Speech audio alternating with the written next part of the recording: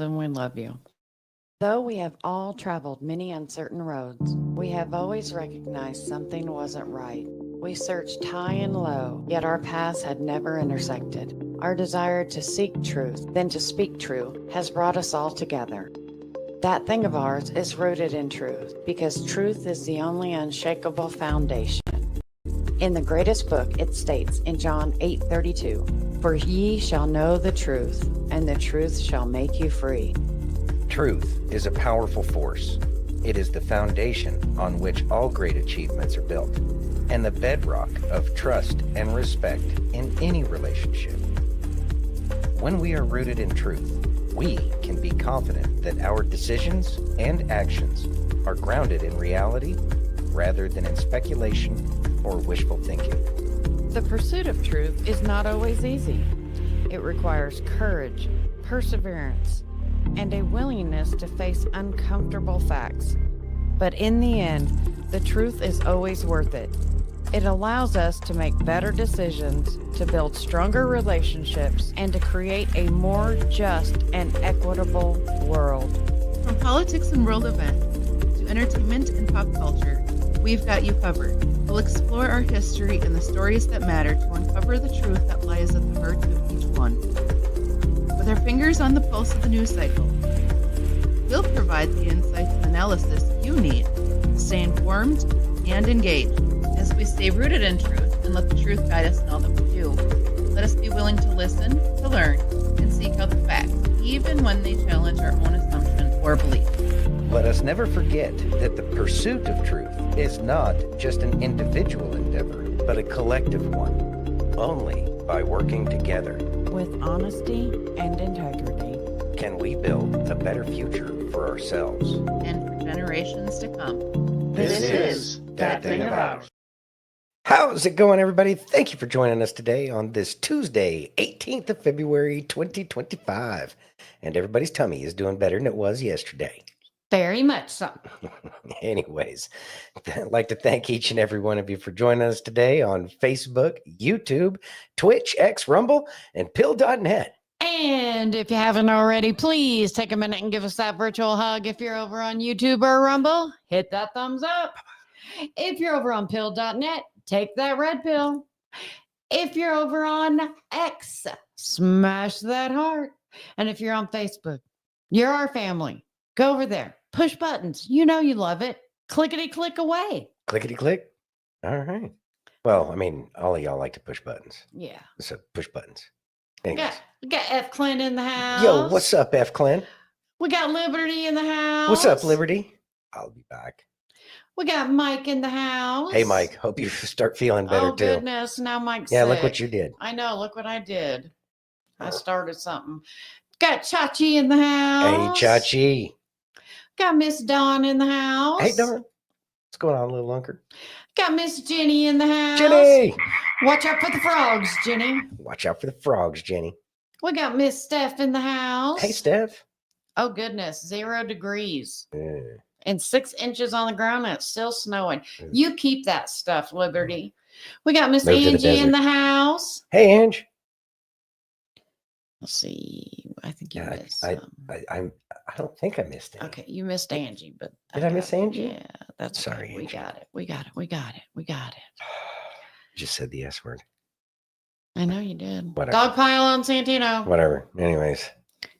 So, how's everyone's Taco Tuesday going? We Better did- than your Taco Monday. Exactly. We That- did. That's what it was. We did tacos on Monday. That's probably what it was. We had butter chicken for dinner, and it was amazing. Amazing. It was amazing. Oh, we got I love Chops butter over on pill.net. Hey, Chops. Can't leave out our pilled family. No, can't leave out the Pilled fam. We love our pilled fam. We do. Yep. You ready? Yeah, I'm ready because we got a got to make lot. up for yesterday I know. because you wanted to take a day off or Oh, something. yeah. That's exactly Anyways, it. we should probably get to it. Can you read that, please? Maybe. DHS Secretary Kristi Noem drops a message to anything thinking we still have open borders. Ready? Yes. Let's listen. All right. I'm Kristi Noem, the United States Secretary of Homeland Security. Thank you, President Donald J. Trump, for securing our border. and putting America first. Let me deliver a message from President Trump to the world. If you are considering entering America illegally, don't even think about it. Let me be clear. If you come to our country and you break our laws, we will hunt you down. Criminals are not welcome in the United States. For too long, weak leadership has left our borders wide open, flooding our communities with drugs, human trafficking, and violent criminals. Well, those days are over. Under President Trump, we are defending American families and restoring their safety. If you try to enter illegally, you will be caught, you will be removed, and you will never return. Follow the law, and you'll find opportunity. If you break it, you'll find consequences. Strong borders mean a stronger America. President Trump is making America safe again. Thoughts? All right. So She said, we will hunt you down. and they will. They will continue to do so, and they will get more and more effective as time goes on. I mean, keep in mind, like dumps like California. I mean, states like California have been giving illegals driver's licenses forever and a day, which makes it easier for these people to find their way all over the place. So there's going to be a cat and mouse game, but it's happening. But the cat and mouse game is changing, and we don't have any videos on it. But one of the higher ups in the Sinaloa cartel just got arrested, and he faces extradition to the United States. Huh. Yes, the Mexican military managed to pick up one of the senior members of the Sinaloa cartel. So even Mexico is getting active in, I guess, trying to keep the tariffs away. Yeah. Yeah, she is a woman to be reckoned with, without a doubt, Liberty.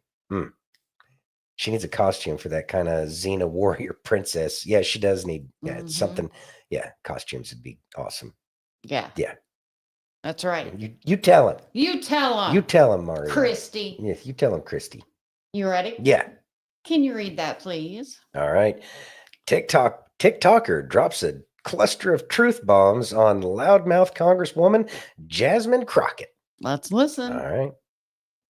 I do not care that Elon Musk is unconventional in his methods. So according to Jasmine Crockett, who said that she is also on the House Budgeting Committee, Elon Musk is doing things wrong, and that's why Democrats are so upset. She said that what he's supposed to do when he discovers these things is convene a committee and have a committee meeting so that they can discuss things quietly. He is not supposed to bring things to the attention of the American people, and he has been posting things on X. He's been vocal about it on social media every time he finds something. But I do not care if his methods are unconventional. I think that the reason they want him to discover these things and keep it behind closed doors so that they can continue with this money laundering that they have been doing over the last few years.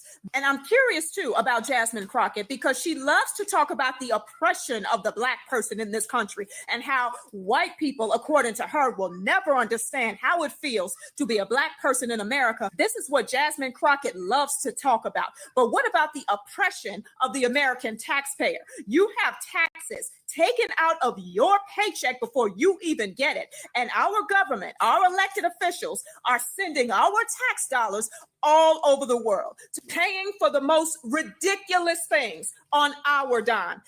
$59 million spent on housing undocumented migrants in the state of New York in luxury hotels. $59 million. But meanwhile, we have American citizens who are sleeping in tents and who lost everything they have. But our government managed to come up with $59 million to house undocumented immigrants in luxury hotels in the state of New York. If Jasmine Crockett and all these other Democrats were really for the people, this is what they would be talking about. They would be advocating for the people instead of advocating against an appointed elected official who is doing his job. I think she was a little upset. Yeah, Thoughts? She was kind of serious about everything she was saying. Yeah, it was pretty nice. It was a great rant. It was a great video. Great video. And I agree with every word she said. I can't think of any word that I would have an objection to. Exactly. I mean, why is it that it's okay to take care of these undocumented, The illegals, yeah. I mean, exactly. They're illegal. They're here illegally, and they're getting more than our United States citizens. Mm-hmm. Oh, fuck that bitch. Whoa, calm down. Talking about Jasmine Crockett. I get it. I know who you're talking about. Anyway, yeah, it's aggravating. This is another one of those things, though, that kind of points out to the fact that the government has been on cruise control and they think that they have a right to tell us what is or is not going on in the government when we all know that the corruption is just everywhere. It's not just the Congress people who are stealing the money. They got to pay off all their down whatever. Their peeps, down beneath them. Their subordinates. Yeah. Because you got to do whatever you can for the superiors, since they love to talk about superiors and subordinates and all that other crap. Well, that's the problem, is y'all got a high and mighty opinion, and you think that we don't have a right to look at everything that you're doing with our money. That's right. I did tell him how I really feel. Even Liberty laughed. Even the people that Dawn? are... What? Anyway. Even the people and people I've been talking to, they that don't like Elon Musk because they're paying attention to whatever the narrative is right now. When you point out to them, they're not talking about the fact that everything that Elon Musk is wrong. They're not saying that. What they're doing is they're going after the man that's exposing it. That takes the wind out of people's sails real fast. Why are they going after Elon? They're not talking about the information that he's putting out there is bad. That is a strong argument that kind of really puts people, on their heels. Yeah. They don't know how to deal with that, because it's like, oh shit, yeah, I guess you're right. And that's a lot of what people really need that are still following the mainstream narrative. It's like, yeah, they're going after the person. They're not going after the information. The information is true. That tells me that they don't like Elon because Elon's exposing their shit. Either you believe that there's government corruption or not. And this is what happens when corrupt officials decide that, they don't like somebody exposing them. Tough luck, pal. Yeah. You're the one that's been lying. No, I didn't do it. You did this to you. Yeah. I didn't do it. Nobody asked you, that I can tell, that, told you had to take this money. And if those people exist, then you should have gone to the people. And it may have been dangerous. But my God, man, I mean, think about who you're screwing over. Yeah. Everybody. It's not going to work out. It's not a long-term solution to save your ass. Anyways, exactly. Liberty says, I think of Elon as the song Digging Up Bones. Digging up bones, digging up bones. Yep, I know that song. I'm glad you know that one. Are you ready? Yeah. Can you read that, please? Elon Musk tells Sean Hannity about his experience with Trump derangement syndrome. Hey, Ange. Hey, Ange. Let's listen. Yes, we should. This whole sort of they call it like Trump derangement syndrome. And I didn't, you don't realize how real this is until you can't reason with people. So I was at a friend's birthday party in LA, just a birthday dinner, and everything was a nice, quiet dinner, and everyone was behaving normally. And then I happened to mention, this is before the election, like a month or two before, I happened to mention the president's name. And it was like they got shot with a dart in the jugular that contained methamphetamine and rabies. Okay, and they're like, wow. And I'm like, what is wrong, guys? You just can't have a normal conversation. Yeah. And it's like they become completely irrational. Thoughts? I mean, we've been talking about that forever and a day.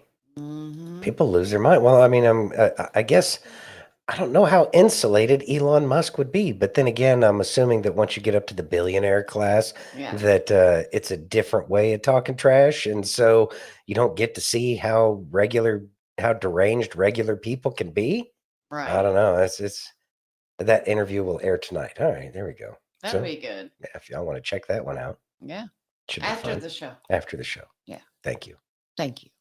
Are you ready? Yes. Okay, this is the video Jenny just sent to us from Christian. All right, nice. Let's listen. All righty. And I love how it's 17 seconds long. Eh.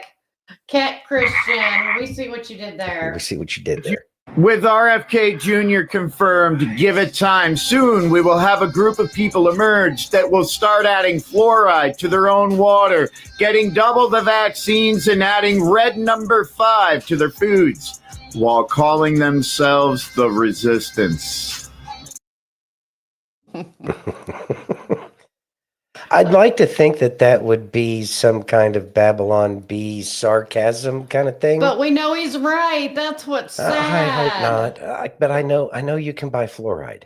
I know Yeah. you can buy fluoride that you put on your toothbrush, and you can Yeah. fluoride yourself all you want. Yeah, fluoride yourself out. The red dye seems a little far-fetched, but then again, I think about humanity, and then I say, okay, yeah, everything he said's true. I know, and that's what's so sad. scary. It's so sad. It's so scary because what he's speaking is the truth. He is. Hey, Carol. And Aaron, I am feeling What's much up, Aaron? better today. Thank you so very much. Yeah. I'm so sorry you guys had to hear all that. I did my best. It didn't work out so hot. It was, I don't know. It just came, and I couldn't stop. Hey, Sheriff it. Hector, what's going on? You ready? Yeah, let's not relive it. Yeah. Can you read that, please? Okay. Black voter tells Democrats to stop singing nursery rhymes and accept their termination letters. Let's listen. All right. Y'all seen them Democrats out there making up nursery rhyme songs because they lose. It's like, let it go. I've never seen a pack of grown, older, elderly people trying so hard to suppress and oppress a bunch of people that they don't even like anyway. You don't even like us. Y'all never had our best interest, so why do y'all feel so compelled to continue on with this charade? Let it go. The people have spoken. The Republicans got the House and the Senate. We don't want you Democrats in control of anything. You have shown that you are incompetent and that you do not value the American people. So let that be your termination letter right there. You didn't want to do the job. You had got hired to do a job. You didn't want to do it. So you fired in the voice of Donald Trump. So let that be that. Y'all embarrassing yourself. Y'all are going out real bad. Take y'all depend medication having asses that y'all be trying to force on us and go sit down somewhere. She said, go sit down somewhere.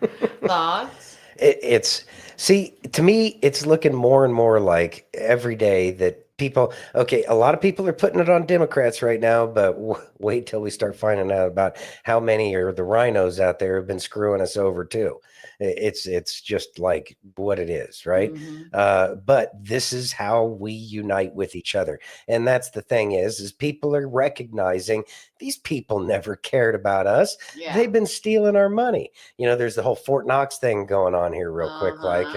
We were supposed to video coming yeah, up. we were supposed to get to that yesterday, but we'll get it today. And that's going to be another thing that unites people. Although there's a whole thing about that, but and we should be united because here's the thing. Mm-hmm. We're all humans. Well, it's not if you listen to the press. Well, they're wrong. They are wrong. They try and it's just melanin.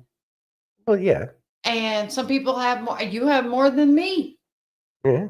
I mean, and that's just the way it is. It's what happens. It's human. They need to shut the hell up. It's the whole race and religion thing is going away. Yeah. It really is. Because we have to unite as a people, Mm-hmm. And when are they going to realize, Ange? That's a good question. That is a good question. They already realize it. They just think that they still have an opportunity to try to save their own asses. Mm-hmm. Yeah, that opportunity is gone. I think that we are watching more of a movie than most people recognize, that a lot of this stuff has already played out. It's just a matter of at what point in time do you wake the people up to let them know everything that has already gone on? Yeah. But I don't think that they're going to be able to do it, oh, by the way, this already happened 4 years ago kind of thing. Mm-hmm. It's going to be played out in real time. But once everybody's on the same sheet of music, man, it doesn't matter because people aren't going to hate each other anymore for no reason whatsoever. Mm-hmm. That's what I'm looking forward to. Exactly. Goodness. Are you ready? Yes, ma'am. How about some Justin? We could do some Justin. Let's listen. All right. If somebody walks out of your life, let them. They were never meant to be a part of your destiny. It's not about what you've lost. It's not about the years you've wasted, the time you wasted in the wrong relationship.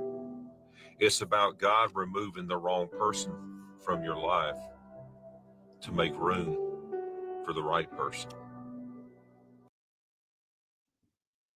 Thoughts? So it's just kind of that part of life where people come and people go, and we've brought it up here. Seasons, reasons, or lifetimes? That's exactly what I was going to get at. Reasons, seasons, or lifetimes. The very like what you can expect out of any relationship that you have in your life.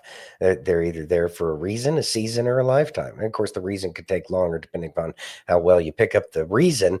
But Yeah, there's but that. once people leave, it's just kind of part of it. And it doesn't mean that you can't have fond memories, and it doesn't mean that the time was wasted. It doesn't mean any of that. What it actually means is that season has come and gone. There's a season for everything, and so recognize that, and don't hold on to something that just isn't supposed to be. Exactly. And here's the thing. You never know when a great person is going to walk into your life Mhm. or how you're going to meet them or anything. And just be ready Mhm. to accept that blessing Oh yeah.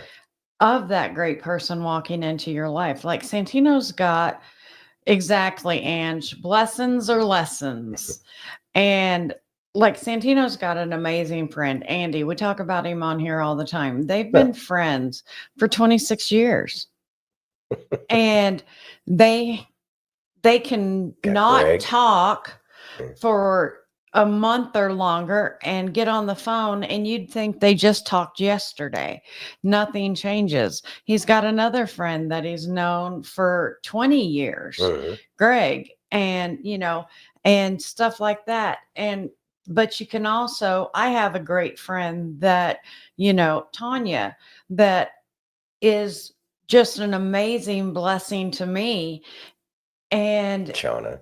yeah, and Oh, Shauna, we could go over the I mean, list. yeah, There's people that are there that are there, and just be grateful for those people, but while also they're be there. grateful for the ones that were there to teach you a lesson, Yeah. To no give matter what. give you an opportunity to be around the life that doesn't require as many lessons. How about that? True. Yeah. You ready? There's those friends too. Yes, there are. You ready? Yes, ma'am. Let's listen. All right. Why this isn't being blasted on every major news outlet is beyond me, but something like this needs to be put out there for everybody to see. So there are 18 students that attend a high school in Yancey County. That's in western North Carolina. Yancey County was one of the biggest impacted areas by Hurricane Helene. But these 18 students that attend this high school in Yancey County, they take a carpentry class where you learn how to build things, right? Well, these 18 students confronted their teacher, and they asked their teacher, could we build tiny homes for the victims of Hurricane Helene? So for the remaining of the school year, these 18 students, their goal is to build 4 tiny homes for victims of Hurricane Helene. And I think these kids deserve recognition. They deserve to be praised for doing this for people that they don't even know. These kids could go to school, go to class, get their grade, and move on. But that's not what they're doing. And I think that these kids deserve a shout out for what they're doing. Good on you guys, and good on the parents who raised these kids.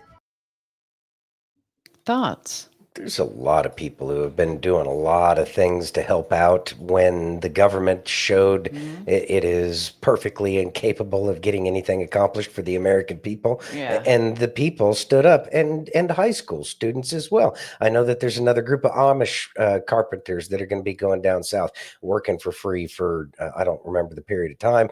But these are the people that we should be celebrating because they are doing the things that we expect the true American spirit to be. And by these young men and women that are going out there and they're going to build shelters for people who lost their homes, what more are we going to ask of our youth other than to be of a good spirit and kind to their fellow neighbor? That is exactly what we want out of our communities.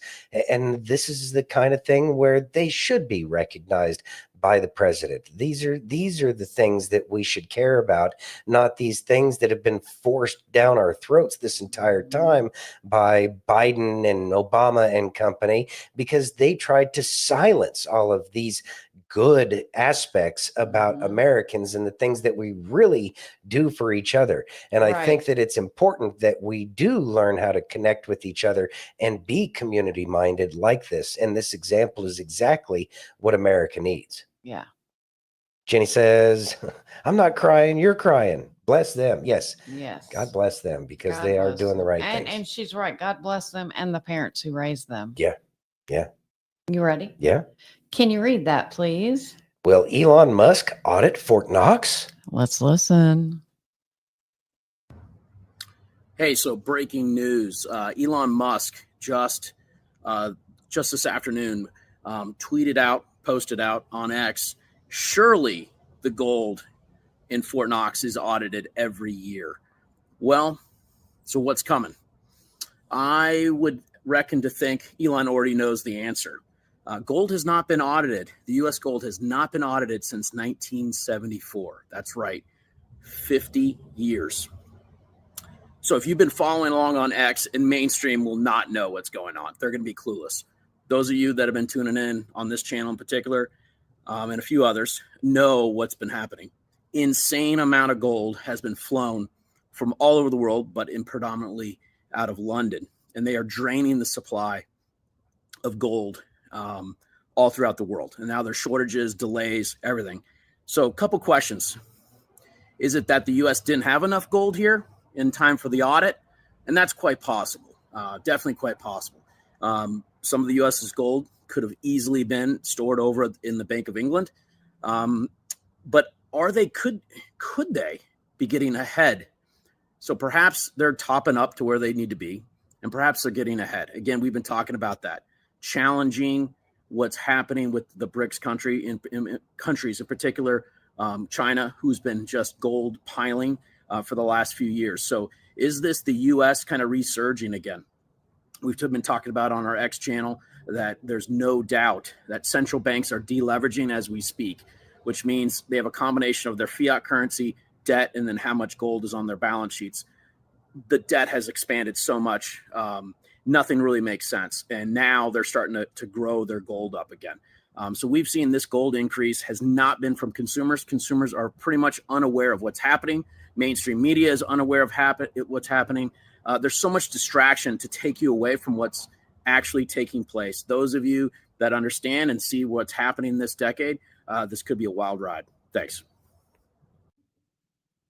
Thoughts? Oh, yeah, it's going to be a wild ride. Like Chachi said, that's our gold that they're flying in right now. There ain't no reason to move $250 billion worth of gold. By the way, that's about $220 billion worth of gold short of what's supposed to be in Fort Knox. I don't think they're topping it off. I think that's all they can scare up at this point in time, because they know he's coming. They know he's coming. And here's the other thing is once the gold's missing, they're going to go to the banks. The banks have to cover their loans, and they can only do that with gold because the dollar is about to collapse. Yeah. We're about to watch the collapse of the dollar here real quick, once the gold is missing, and that's going to help coalesce more and more Americans together to say enough with these people. They've been stealing everything from us. They stole our gold. And a lot of people might not be able to comprehend the gravity of our gold disappearing, but I think that it's going to piss a lot of people off. Not that too many people a lot of people are probably going to be like, what's Fort Knox? Right. It's not like it's something that they talk about, Not for a long time, not for 50 years. No. Hey, Skunk. Hey, Skunk. Skunk says they're flying all that shit back in. Guarantee it was nearly empty. And when we see it, it will be nice and full. I don't think it's going to be full. I don't think that they're going to be. They can get that much. I don't think that they can get it back. I think that it's in other places that aren't going to give their gold up. Yeah. Like little towns in Rome. Yeah. In the center of Rome. In kind the of center places. of Rome. Yeah. Yeah, that would I be a don't bad know, look, though. wouldn't it? That Pope is very afraid of Big Daddy T. What's that? That Pope is very afraid of Big Daddy Oh T. yeah, oh yeah, and He I think might that give that's it part up. of it. I think that that's part of the whole thing. I think Yeah. that's why he's afraid of it, because Trump let him know, we know you have the gold. Yeah. Chachi says, if they ain't got the gold to cover that they owe, we got to evict them and take their lands. Yes, that's Yeah. right. Hey, And Wendy. hey, Wendy. And I think that that's another one of the things where we can say, yeah, we don't owe any of you anything, because y'all were all conspirators against all of us, the people. Mm-hmm. That's how this is looking like it's going to start playing out. Also, keep Carol, in mind. I think to answer Carol's question, she said, why didn't Trump think he had audit the it ability already to. 4 years ago? I think he needed his footing, and I think he needed to learn a lot. Mhm. And this time is full steam ahead. Without it, well, he had to find out who was and who was not a friend of his. And Elon Musk, he found out, is definitely on his side. So I'm bringing this up because a lot of this information came out yesterday. So it was as of Delta for yesterday, February 17th, 2020. And it says, to be blunt, game over. And if you think about it, we thought it was going to be cash. That was kind of my guess earlier, is that it was going to be cash getting into the FBI. But what's a bigger game over than taking over the FBI? Exactly. Auditing Fort Knox. Auditing Fort which Knox. opens up the doors to everything else. And they won't have where's the gold? And that is the biggest mandate to say to anybody at that point in time.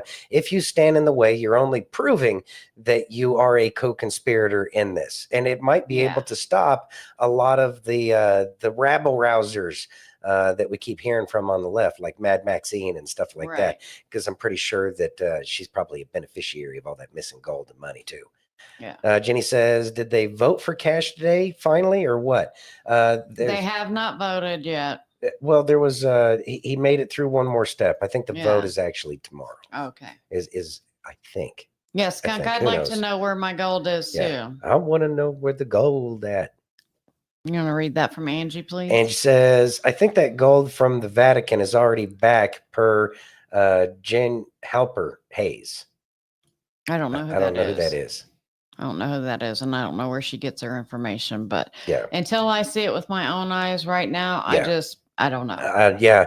And that's another thing that we need to be keeping in mind until we've seen American people's goal. Yeah, it's all of ours. Yeah. Yeah, it's got to go back into coins. We can't do this federal, and that'll be something to kill the Federal Reserve. You know what? Yeah, y'all been in charge. You've been unwatched. You made it that way, and we don't want to watch you anymore. So go back over to WEF land or whatever the hell it is, and go be tyrants to your people, not us, because we don't like you. We're over it. Yeah, we don't like you. We haven't liked you.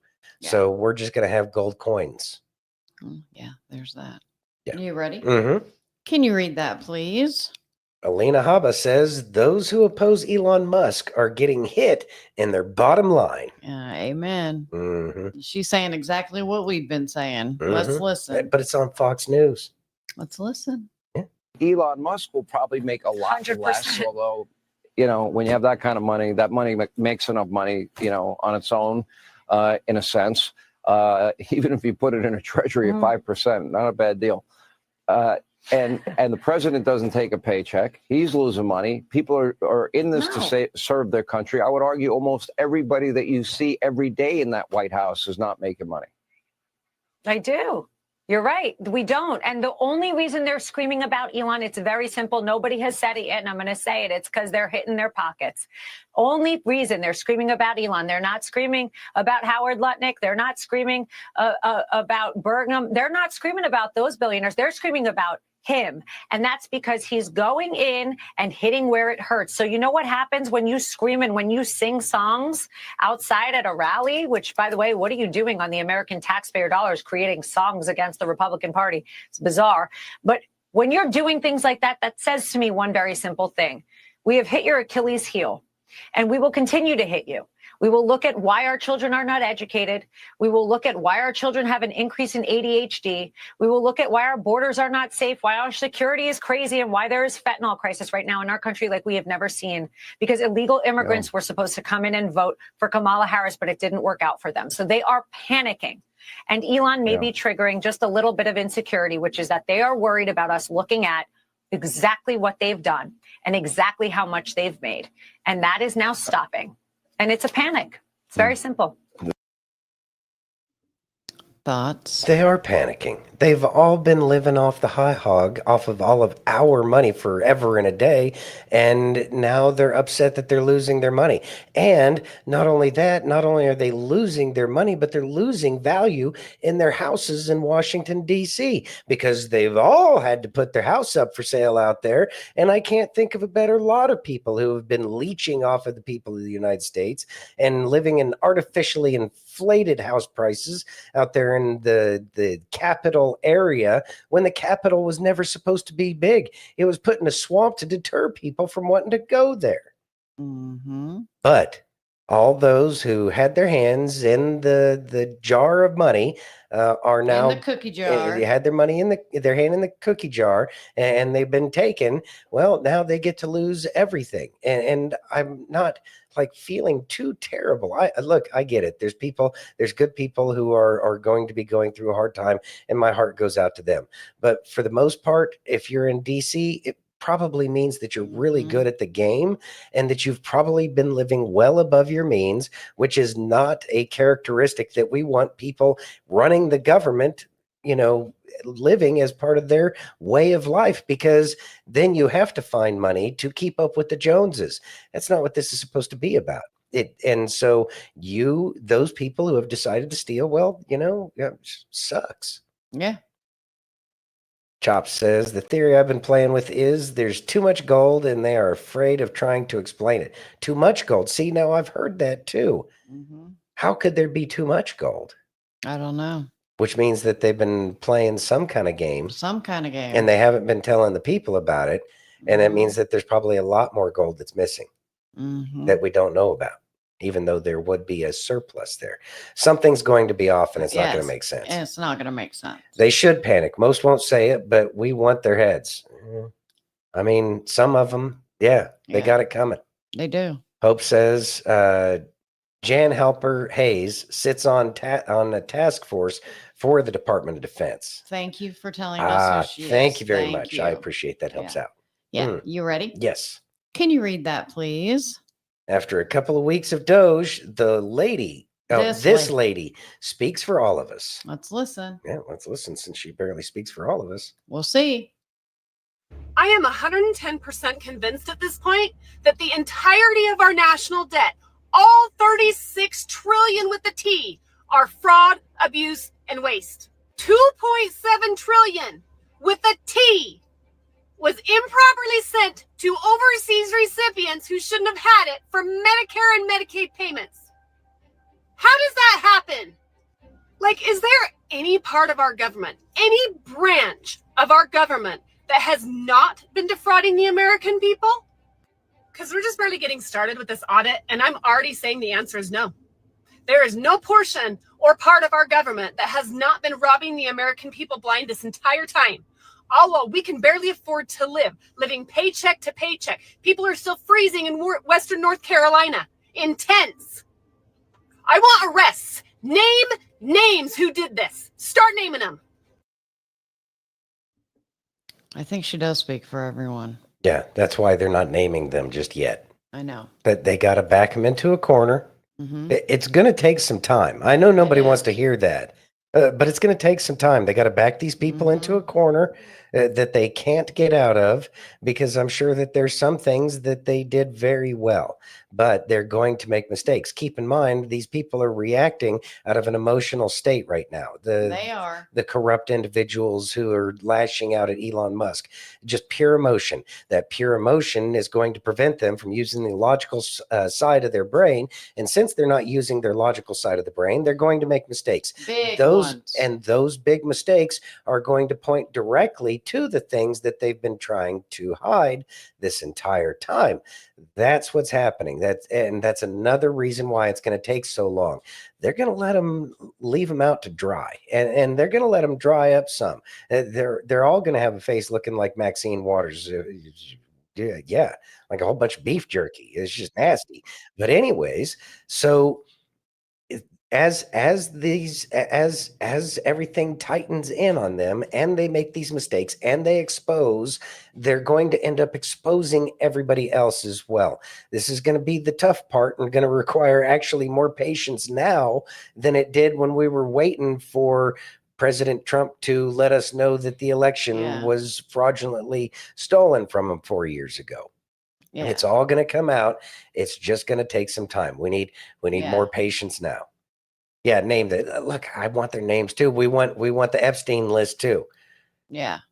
We just got to get there, because keep in mind, there's still a lot of people that are asleep and they're going to assume that it's a whole bunch of BS. It's all being done very methodically, very planned out.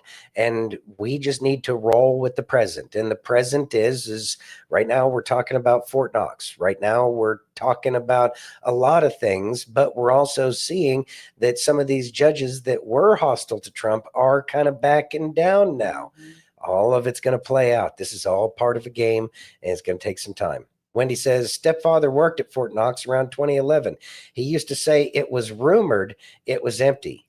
Of course it's empty. Yeah, I got a feeling it's empty too. Yeah.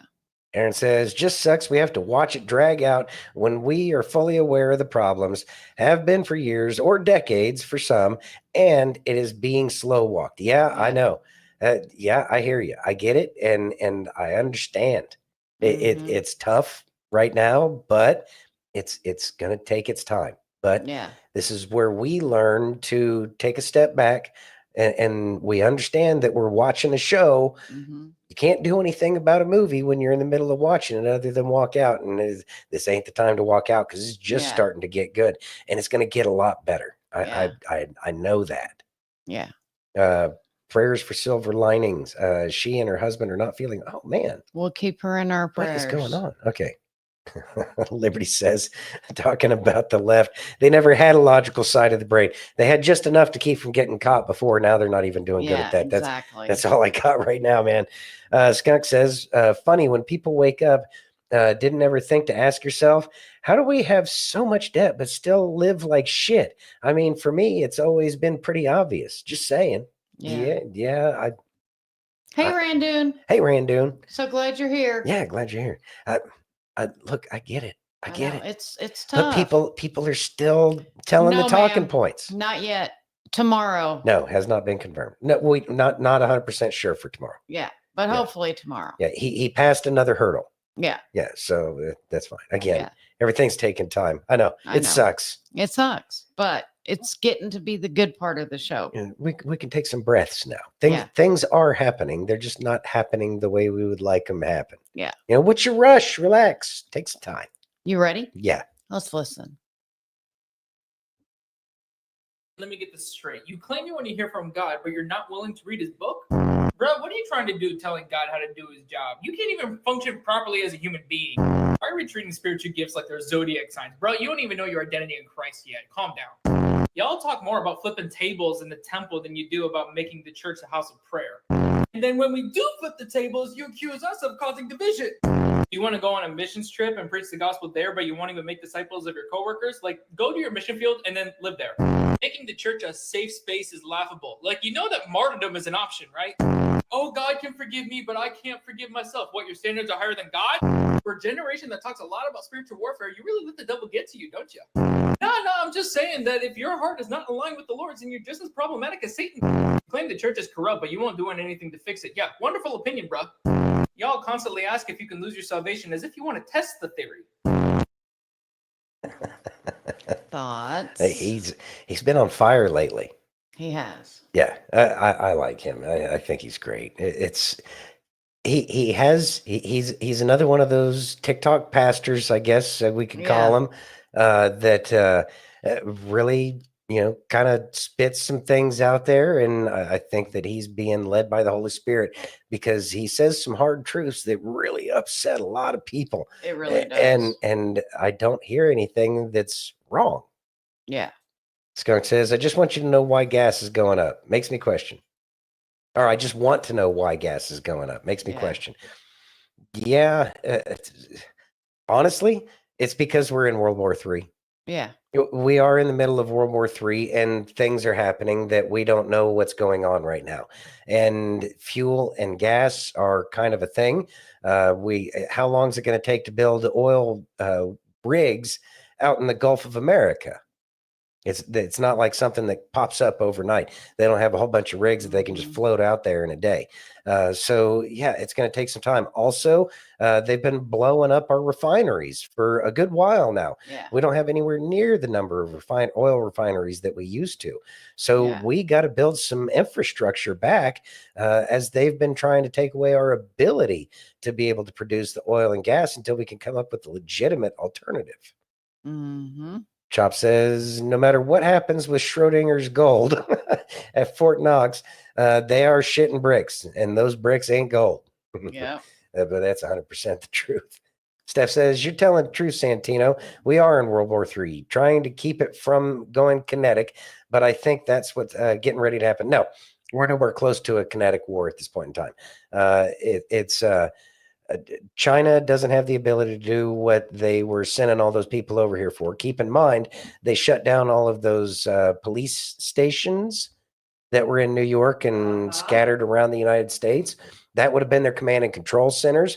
Also, with Tom Homan and ICE aggressively going after people, I have a feeling that what they're not telling us exactly who all they're snatching up.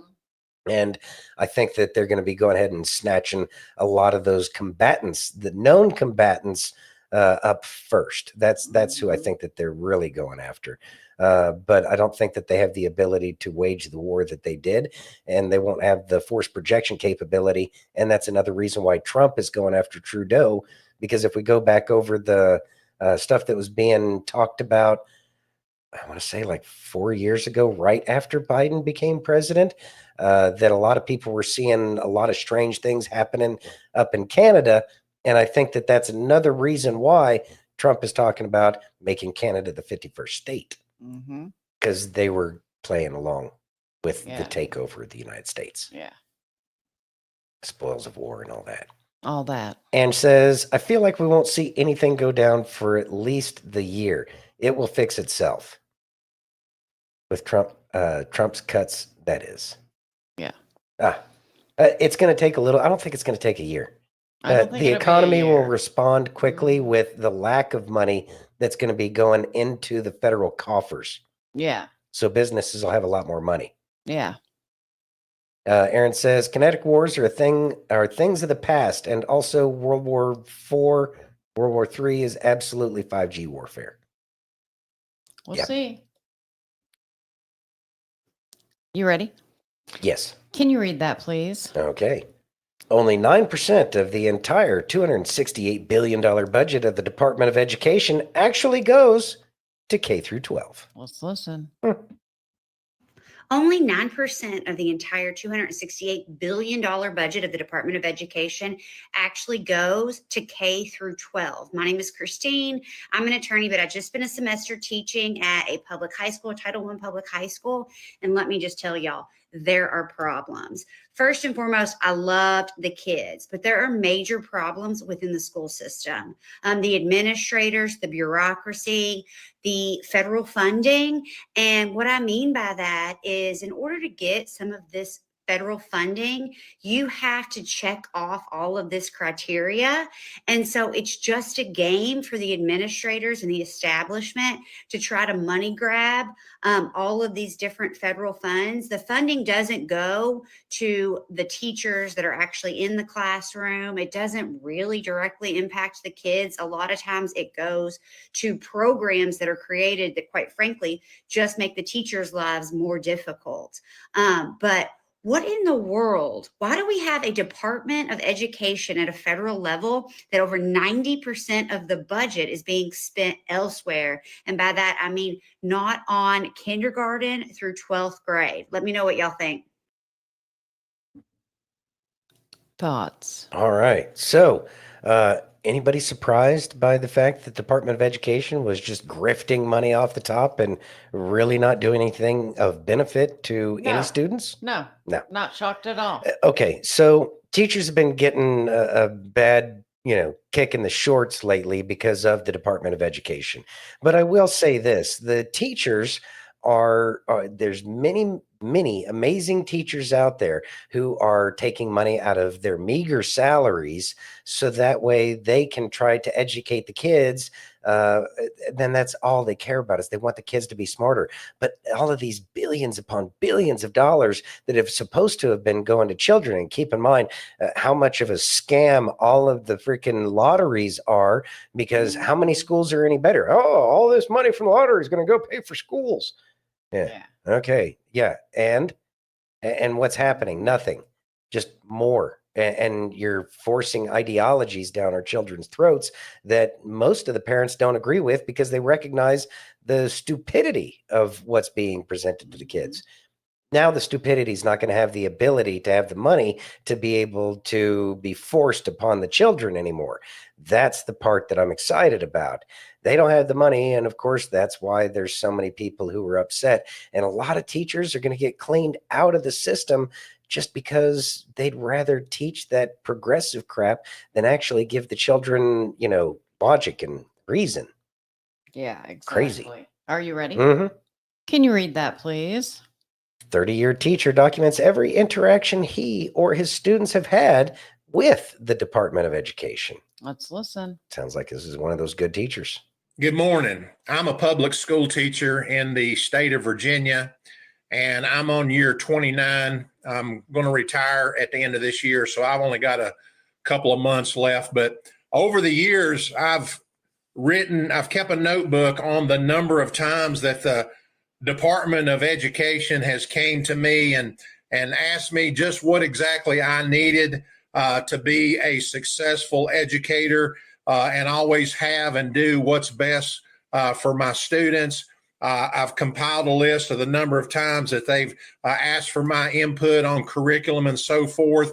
And I've also listed the number of times that they've came to my students and asked my students what they need to be successful, not only in school, but later on in life. And so 29 years worth of recording this information, I would like to share it with you here right now.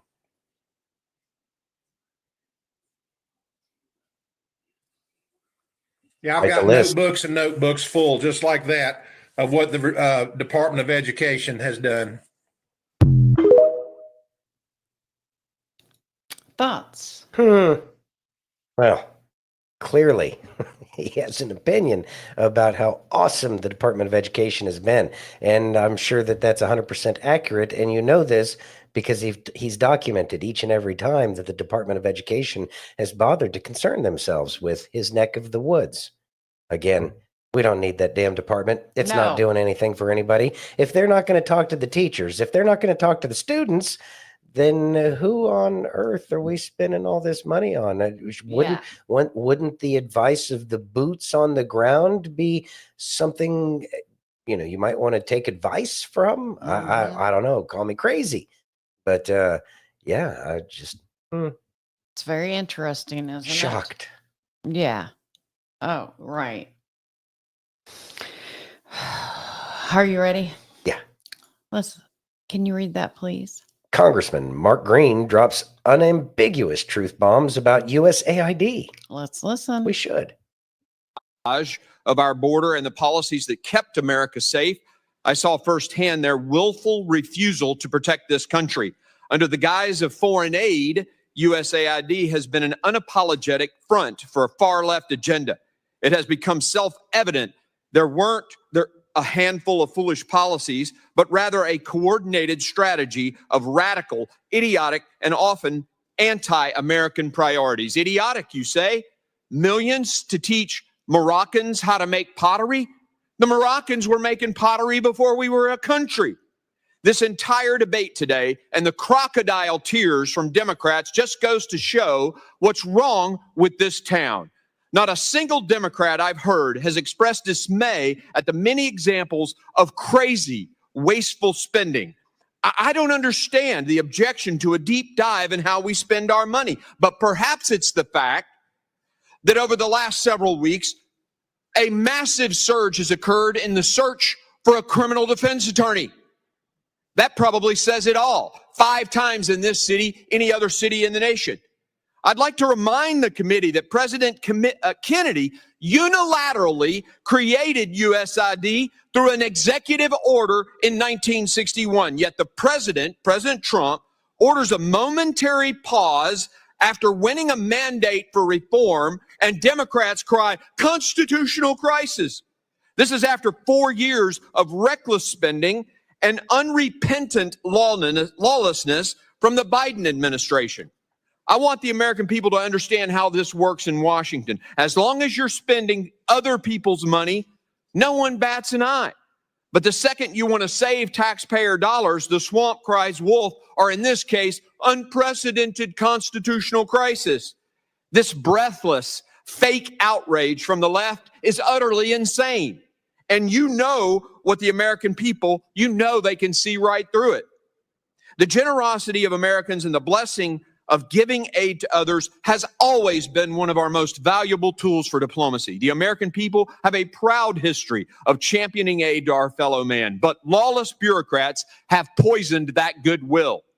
Many USAID programs are wasteful and actively sabotage our diplomatic relationships by forcing woke ideology on our partners.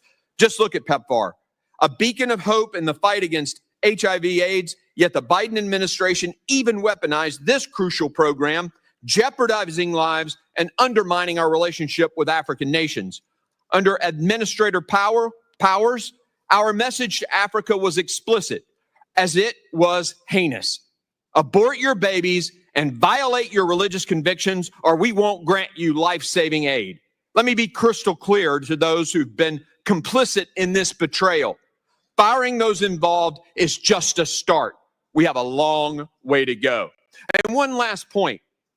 I want to correct the record on a couple of things. First, Elon Musk and the team that is working does not have access to personal data. They don't have access to your social security number. That is a lie. Elon Musk does have a security clearance. He has a top secret security clearance. By God, he makes the rockets for NASA. But the suggestion that he somehow can't be trusted to dig into how we're spending our money is nothing but a smokescreen to hide the corruption and the wasteful spending that has occurred there. And I am personally offended at the left's continued references to 19-year-olds and 21-year-olds in their doing work. There are 19-year-olds who have won the Medal of Honor defending this country. Just because you're 19 doesn't mean you're some child who can't be trusted. It is offensive. And if you're 19 years old out there, 20 years old, and you're serving this country, by God, your service matters. Keep serving. We thank you for that. It would appear that I'm out of time, Mr. Chairman. I yield. Amen. Amen. Thoughts? That was awesome. That was great. And that's exactly what needs to be presented. And it's on the floors of Congress, so it's in the record. And yeah, that's great. Did want to say that I found this little tidbit of information.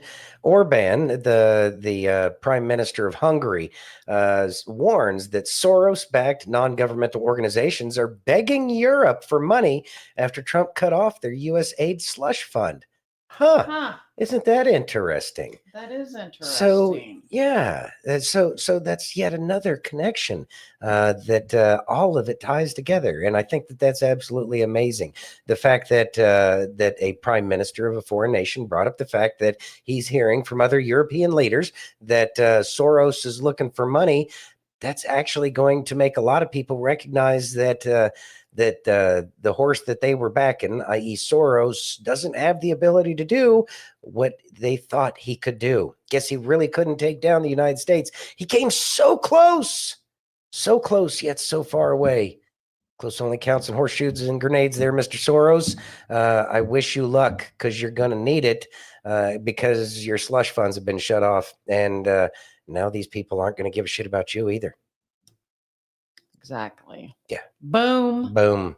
Are you ready? Mm-hmm. Can you read that, please?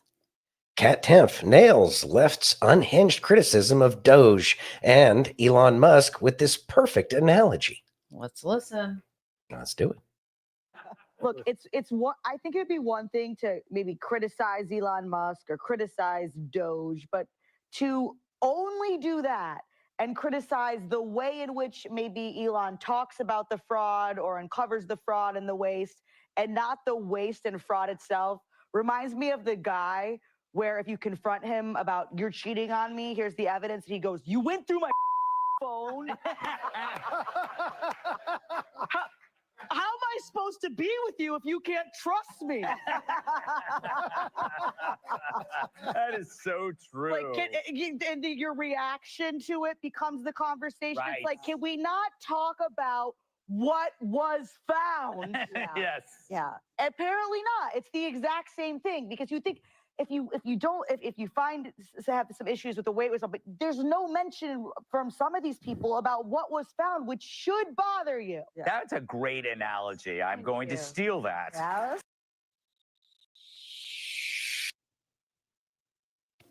Thoughts? I think that I'm going to steal that analogy as well. What could be more perfect other than you went through my phone? Yeah, right. I'm not worried about going through your phone, jackass. I'm worried about what I found on your phone. Right. And it's not like Elon Musk is like going through anybody's phone. Right. As a matter of fact, he's doing exactly what he's authorized to do. So therefore, you can be as butthurt as you want, but that butthurt ain't going to change the fact that you're just pissed because you got found out. And that's what they don't like. Yeah. Enjoy your AIDS. Wow. Well, wow. They're You were talking the about me earlier. They chose it. I know. They did it. I didn't do it. I didn't ask them to do it. I know. Well, you made They're your bed, the ones sleep in stealing it. all of our money. Yeah, you're the one stealing all of our money. Not my concern. Well, I mean, it is my concern. It's all of our concern. All of our But what concerns. happens to you and whether or not you like it is of no concern to me whatsoever. No, none. Yeah. You ready? There's a million ways to skin a cat, none of which are of any concern of the cats. Right. Well, I mean, it's concerned about all of it, but whatever. Yeah. You ready? Mm-hmm. Can you read that, please? Elon's dad, Errol Musk, says Obama is a queer who is married to a man who dresses as a woman. Let's listen. Yeah. I've never been impressed with Obama's approach. You know, we realized we'd learned Obama's a queer married to a man who dresses as a woman. We'd all learned that. It's not common knowledge. You know, that Michelle Obama's a man. Of course. You don't know that? I didn't know that, no. Well, now you know. Yeah. Yeah. Joan Rivers mentioned it publicly, and she was dead 2 weeks later, by the way. You think? Oh, yes. They axed her, eh? They axed her, yeah. So that's common knowledge. You can look it up on any internet thing. Sure. And, Michelle Obama's a man. Obviously, you know, they've got, got pictures of her in tracksuits with a 9-inch slong hanging down her leg. No, it's a leg. Anyway. It's a leg. Thoughts? He said it's a leg. He did. Anyways, yeah, hilarious. Boy, that kid really didn't know. See, that's another thing, too. Is I know that this kid actually thought that he was joking, but 100%. Big Mike! Exactly, Jenny. So, I mean, obviously people are still finding out. He thought it was a joke, but he's going to, what the real joke is he's going to start asking around, did you hear about this? And everybody's going to be like, yeah, have you not heard about it? Oh, yeah, I heard about it. Yeah, you heard about it on your podcast. Yeah, exactly. I mean, there's that video of him on Ellen, Michael, Big Mike. Yeah, Big Mike of Michael Robinson, or what's his name? Michael LaVaughn Robinson. Yes, dancing on Ellen, and Swanging. you can see his third leg swinging. Swanging. Oh goodness. Are you ready? Yeah. Can you read that, please? All right. Michael Schellenberger, words are hard. Words are hard. Michael Schellenberger to Representative Thomas Massey says USAID committed treasonous acts. Let's listen. Treason. Treason. Treason. That's the key word. Treason. Let's listen. Yes. Mr. Schellenberger, can you explain how you traced USAID funding that served as the basis for whistleblower report in 2019, which led to the impeachment of President Trump? Well, you may remember that the so-called whistleblowers in the White House was actually a CIA analyst. And in that whistleblower's complaint, which led to the impeachment, one of the central pieces of evidence was created by a USAID funded and controlled organization called the OCCRP. And we have another piece out today about how it participated in the Russiagate hoax as well, creating essentially very important information leading to that. So, I mean, you have in USAID a much larger fund of money and a much broader strategy for information control that included censorship, but also, as I mentioned, taking control of investigative journalism really worldwide. I mean, its ambitions were, amazing. So, yeah, I mean, that's an agency. When we saw that get shut down by DOJ, I thought that was completely appropriate. If there's something in there that it was doing that's valuable, then you could refund it later. I think it's always been known that our government has funded the change in administrations, if we can say it politely, of other governments. But isn't it borderline treason when the taxpayer when organizations entrusted with protecting our country are now undermining our own government? Absolutely. I mean, if you're trying to do regime change, illegal, if you're weaponizing DHS, FBI, CISA, that's treasonous regime change activities redirected, that you developed abroad, that we developed abroad for regime change, directed against the American people and our representatives. I mean, it's shocking, and we still haven't dealt with it as a country.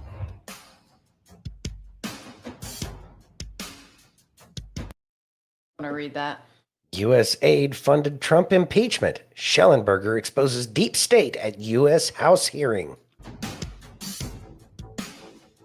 Like the way he said Doge. Mr. Schellenberger, last Congress, you helped expose censorship grants at the National Science Foundation, specifically known as Track F grants. Can you tell us more about those censorship activities conducted associated with these grants? Yeah, this was the National Science Foundation's Track F was basically to create censorship tools that would become sort of the middleware to, such as NewsGuard, for example, is the most famous of which, or the Global Disinformation Index.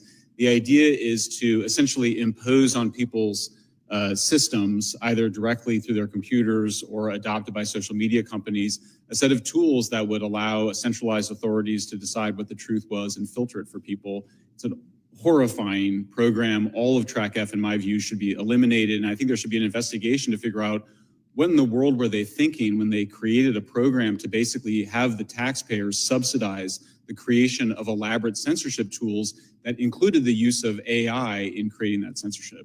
So taxpayers are actually paying for the government to help private companies censor their free speech. Yeah, and then the idea was that they were just going to, give these tools to Facebook and X and others to use, or to give them to Microsoft and others to use. It's awful stuff. And by the way, it also came from Department of Defense. So much of those NSF grants are sort of recycling older DARPA DoD projects. When I coached T-ball, the kids shared helmets. And so occasionally there'd be an outbreak of lice, and we'd comfort the parents by saying it's not a sin to get lice, it's a sin to keep lice. So with these Track F grants, later today, I plan to reintroduce my bill to eliminate those. And I want to make a plea to the White House and anybody in the executive branch who's listening, or anybody at DOJ, you need to go after these Track F grants and defund anything that says mis, dis, or malinformation. Those are all, in my opinion, Orwellian terms. Also, we have an omnibus coming up in March where I'm scared to death we're going to refund all of these things. We're basically going to feed the lice that were contracted in the last administration. But this isn't just limited to NSF grants. The Cybersecurity and Infrastructure Security Agency, CISA, within DHS is a flagrant violator of free speech. They had things like election integrity partnership. Mr. Taibbi, can you tell us anything about this? What's going on at DHS or CISA? Yeah, so CISA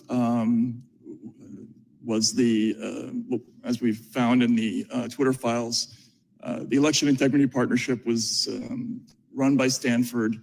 They had 4 partners, including the Center for an Informed Public, University of Washington, Graphica, the Atlantic Council's Digital Forensic Research Labs, but they partnered with CISA and the Global Engagement Center at the State Department. And we found in the Twitter files, and also Chairman Jordan also found some emails basically saying that this EIP project was founded at the behest of DHS. This essentially EIP was a CISA created project, or it was a CISA sort of sponsored project. And it was, it's essentially a content moderation removal operation that was sponsored by the American taxpayer. Another example of American taxpayers unwittingly my money back. Well, unwittingly, without knowing, funding their own violation or deprivation of their First Amendment rights. Mr. Schellenberger, can you explain how you traced USAID funding that served as the basis for whistleblower report in 2019, which led to the impeachment of President Trump? Sure. Well, you may remember that the so-called whistleblowers in the White House was actually a CIA analyst. And in that whistleblower's complaint, which led to the impeachment, one of the central pieces of evidence was created by a USAID funded and controlled organization called the OCCRP. And we have another piece out today about how it participated in the Russiagate hoax as well, creating essentially very important information leading to that.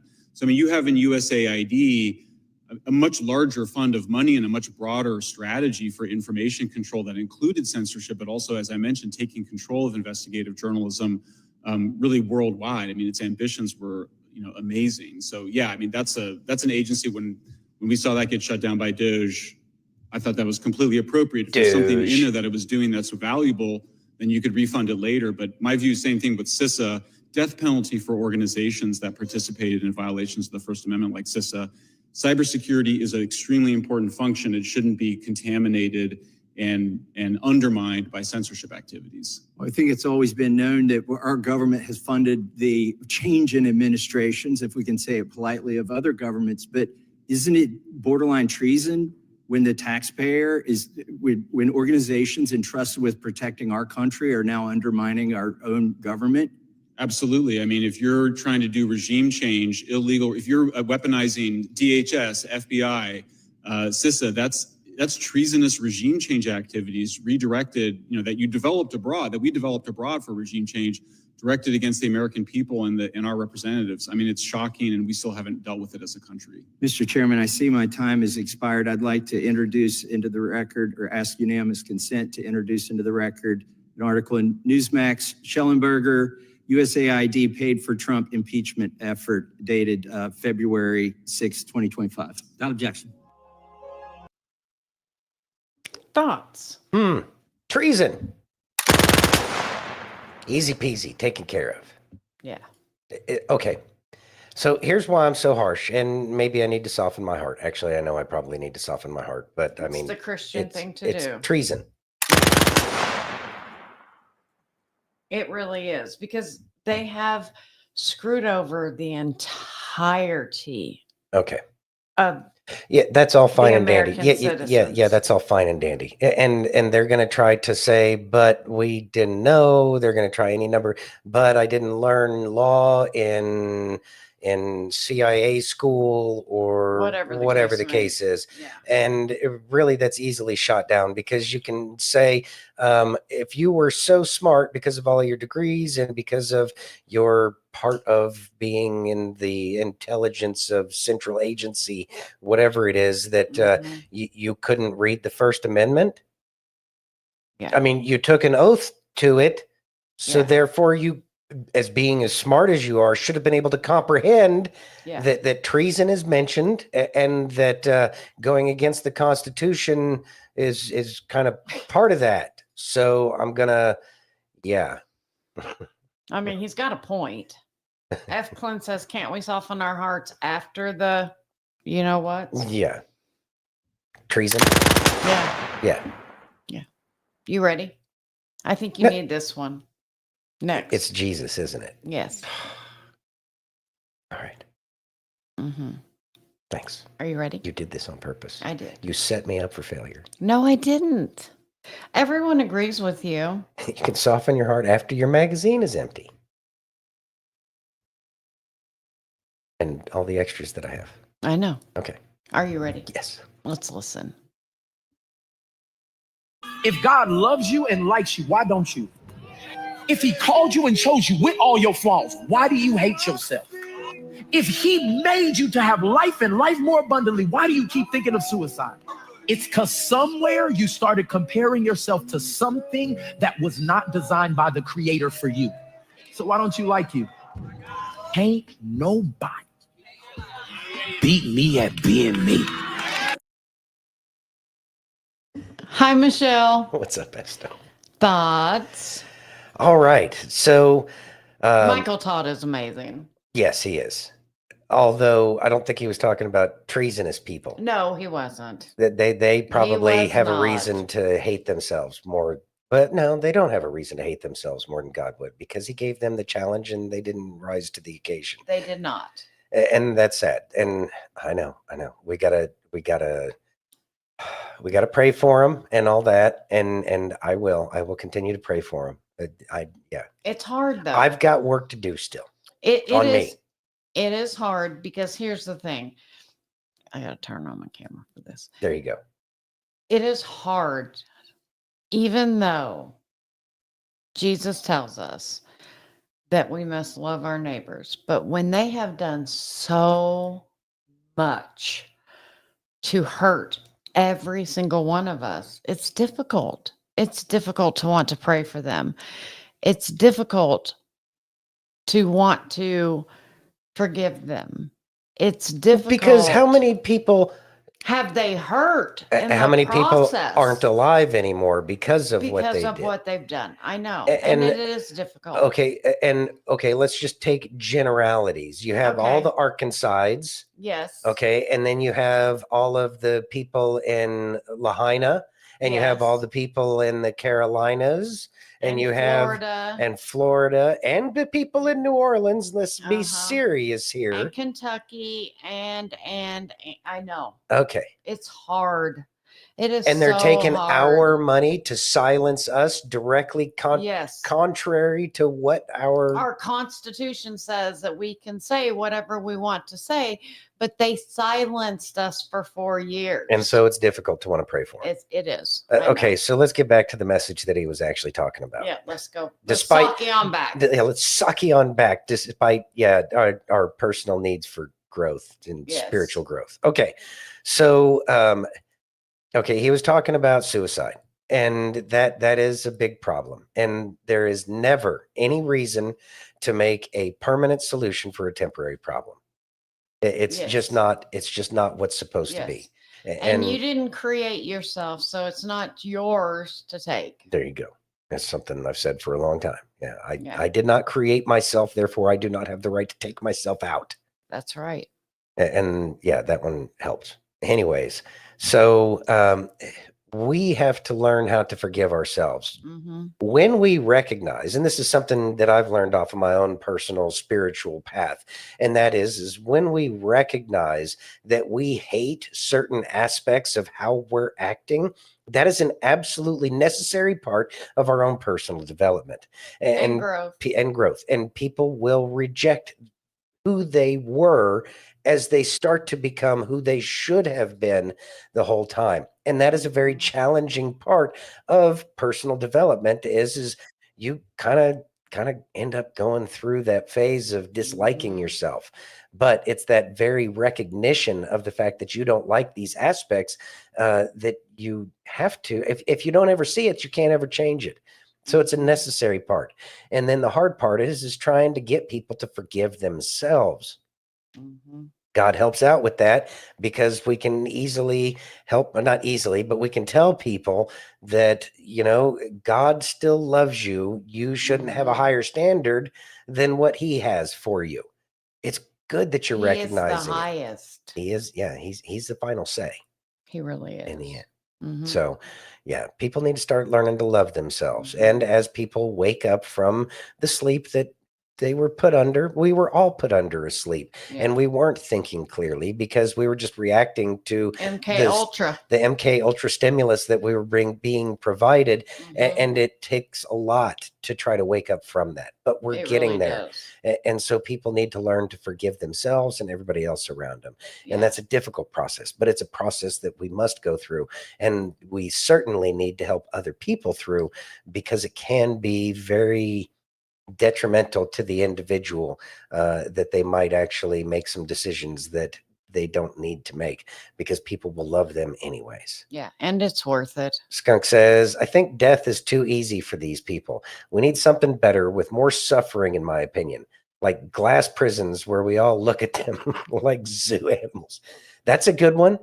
And I think, and this is something that I've said too, before, that they need to be kept alive and then given a TV and forced to watch the rest of the world.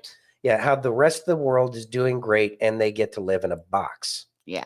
And I like the glass zoo thing, so that way we can see them throwing poop at each other. Yeah. Because I think they'll devolve to that very quickly. I do too.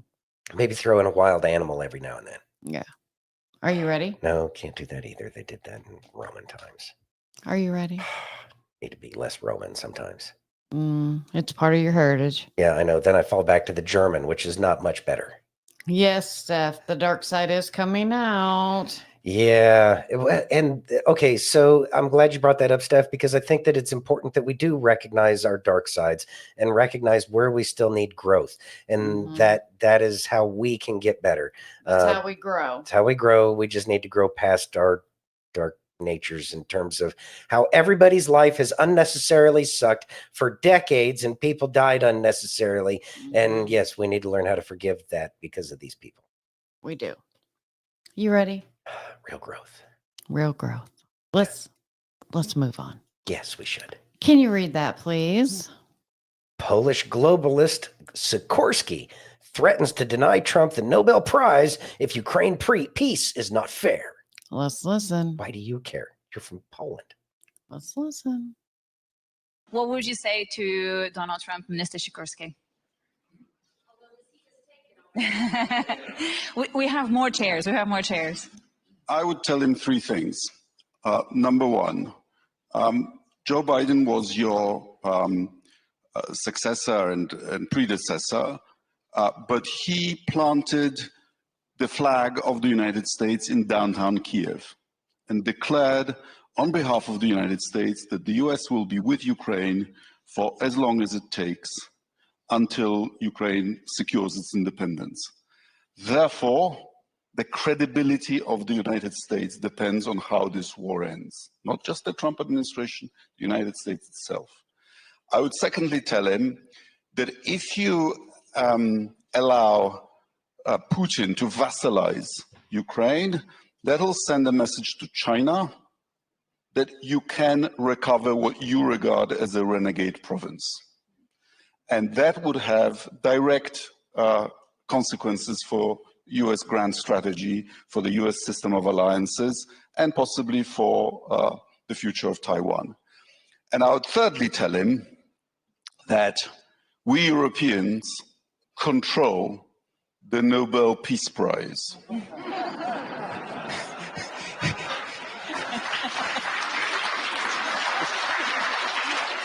If you want to earn it, the peace has to be fair. Very clear. Thoughts? Did he care when we left our service members to die in Afghanistan? Did he care when we left American citizens behind, when we left Afghanistan? Did he care about any of the things that America is known historically for doing? We don't leave people behind. Right. And then allow embassies to be taken over, a la Libya. No, he didn't seem to care too much then. So I don't care what he has to say and what his opinion is, because all of our corrupt ass Congress people were wearing Ukrainian flags. Yeah. They don't represent Ukraine. We are not here for Ukraine. My heart goes out to the Ukrainian people, not its government. Right. F. Clint says, I wouldn't want one after Barry got one. Well, and see, that's the other thing. And I'm glad you brought that up, because it's like Obama got a peace prize for starting more wars. Then So what credibility does the Nobel Peace Prize have? Oh, no, don't give me a, Mad Magazine prize. That would be awful. Yeah, it's like a Christmas Story where he's waiting for his decoder thing, and it's like Dakota ring. Yeah, drink more Ovaltine. A crummy commercial. Crummy commercial. Yeah. Yeah. Drink. Be sure and drink your Ovaltine. Yeah. Whatever. Get out of here with your stupid prize. Exactly. It's probably our damn gold anyways that it's made out of. You probably should give it to us, the people, all of us. All of us. It's all our damn gold anyway. Exactly. They've been stealing from us so bad. You ready? It better be something God related. It's not. Oh, jeez. Okay. Can you read that, please? Trump is causing a breakdown of the international liberal world order. Let's listen. Oh, no. Well, I was looking around social media today, and it struck me that a lot of people who like to start wars are suddenly very angry with one guy who wants to stop this war. And there are people who have taken us into one disaster after another, war in Iraq, Afghanistan, Syria, Libya, who have spent much of today on social media attacking Trump. What we're seeing, I think, is a reset of geopolitics, a reset. We're seeing the breakdown of what you might call the international liberal world order, which saw 20, 30 years of one foreign policy disaster after another. And Trump, I was at the inauguration in America, and people around the president are basically saying, they've had enough of that constant interventionism. They've had enough of Europe, by the way, again, maybe a controversial point, but Europe not paying its way on defense. And they've looked to Germany, they've looked to France, they've looked to Italy, they've looked to the UK, and they said, what are you guys doing? Take Germany as an example. Germany under the Greens, absolutely bonkers, becoming more dependent upon Russia because of its ridiculous energy policy, becoming more dependent upon China, and then turning around and criticizing Donald Trump when he says we've got to end this war. I mean, I'm sorry, it doesn't make sense anymore. There are two things that need to happen. One is Ukraine obviously needs to be involved in the negotiated settlement. That's obvious. But the second key point is this now has to be a line in the sand. After this negotiated settlement, Europe is going to have to pay to defend itself. We cannot just rely on America, because understandably they're saying, look, we've got China. We've got our problems on the border. We've got to revitalize our economy. So I think for everybody who sat there criticizing Donald Trump, I do think we need to look at ourselves in the mirror and think, actually, are we getting this right here in Europe? And to the point that a number of, that we've heard from a number of thoughts. All right. So apparently people in Europe are waking up now. It's nice to hear that on the BBC of all places. I know. Of course, weird, isn't it? It's almost like that funding they lost from USAID allowed an alternative perspective to come out. Oh, wow. What a shock. Who could have seen this one coming? I think that's a direct result as to why that the truth is starting to come out a little bit on the BBC, and the BBC needs to have their broadcasters actually tell the truth and give an alternative perspective, because the British people have been getting screwed forever and a day by the propaganda, and they've been inviting an invading army in. Now they call it Londonistan, because there's so many people that have taken over from the Middle East, and that's pretty bad. They've lost their country. And so the fact that the BBC is actually talking truth to this effect means that Britain might actually have a chance to come out of the slumber that they're in. And the good people who are over there, who've been fighting forever and a day, might actually get a chance to breathe. Miss Ash Wolf. Been a long time since we've seen him. I know. Yeah. Anyways. You ready? Yep. Can you read that, please? Health and Human Services Secretary Kennedy will require the CDC to put together a new vaccine safety program. Let's listen. Vaccines are the one medical product that is exempt from pre-licensing safety studies. So I sued HHS a few years ago in 2018, and I said, show us one study, one pre-licensing study of any of the vaccines that are now, the 72 vaccines that are now mandated for children on the childhood schedule. And after a year of sandbagging, HHS came to the courthouse and handed us a letter and saying, yeah, there are no studies. The only vaccine that is on the childhood schedule that had a placebo-controlled double-blind trial was the COVID vaccine. None of the other ones have. And that was doesn't mean bullshit. you have to do that kind of trial now, but you need to know what the risk profile is for these Do products. you think the COVID vaccine was safe and the boosters were safe? I mean, a lot of people talk about adverse effects. We don't have good data on it, and that is a crime. The fact that we don't have a surveillance system that actually works. In 2010, bad choice of words. CDC has a surveillance system called the Vaccine Adverse Event Reporting System, and it's supposed to pick up injuries. But CDC did a study of that system in 2010, and that study said, and this is a published study by CDC, that it captures less than 1% of the vaccine injuries. That's inexcusable. Congress has repeatedly, and the Institute of Medicine, the National Academy of Sciences, have repeatedly ordered CDC to put together a better vaccine. Will you require it? And we will do that right away. There's rumors out there that as many as 50% of the employees of HHS will be cut in the restructuring of government that DOJ is helping President Trump carry out. And people are wringing their hands. Your response to that? I don't know anything about 50% of people being cut. There's 90,000 employees. I would be surprised if there were 50% cuts. How much do you think you might cut? Well, I mean, I think the lower level employees at HHS, most of them are public spirited, good public servants, good American patriots, and hardworking people. What I'm interested in are moving away the people who have made really bad decisions. For example, on the nutrition guidelines. People who have, there's people at NIH that were involved in the amyloid plaque scandals that derailed Alzheimer's treatment for 20 years. It's all corruption. Those kind of people need to be moved. Do you have a list of people that you already know need to be removed and quickly? I have a list in my head, and we have a generic list of the kind of people that, if you've been involved in good science, you got nothing to worry about.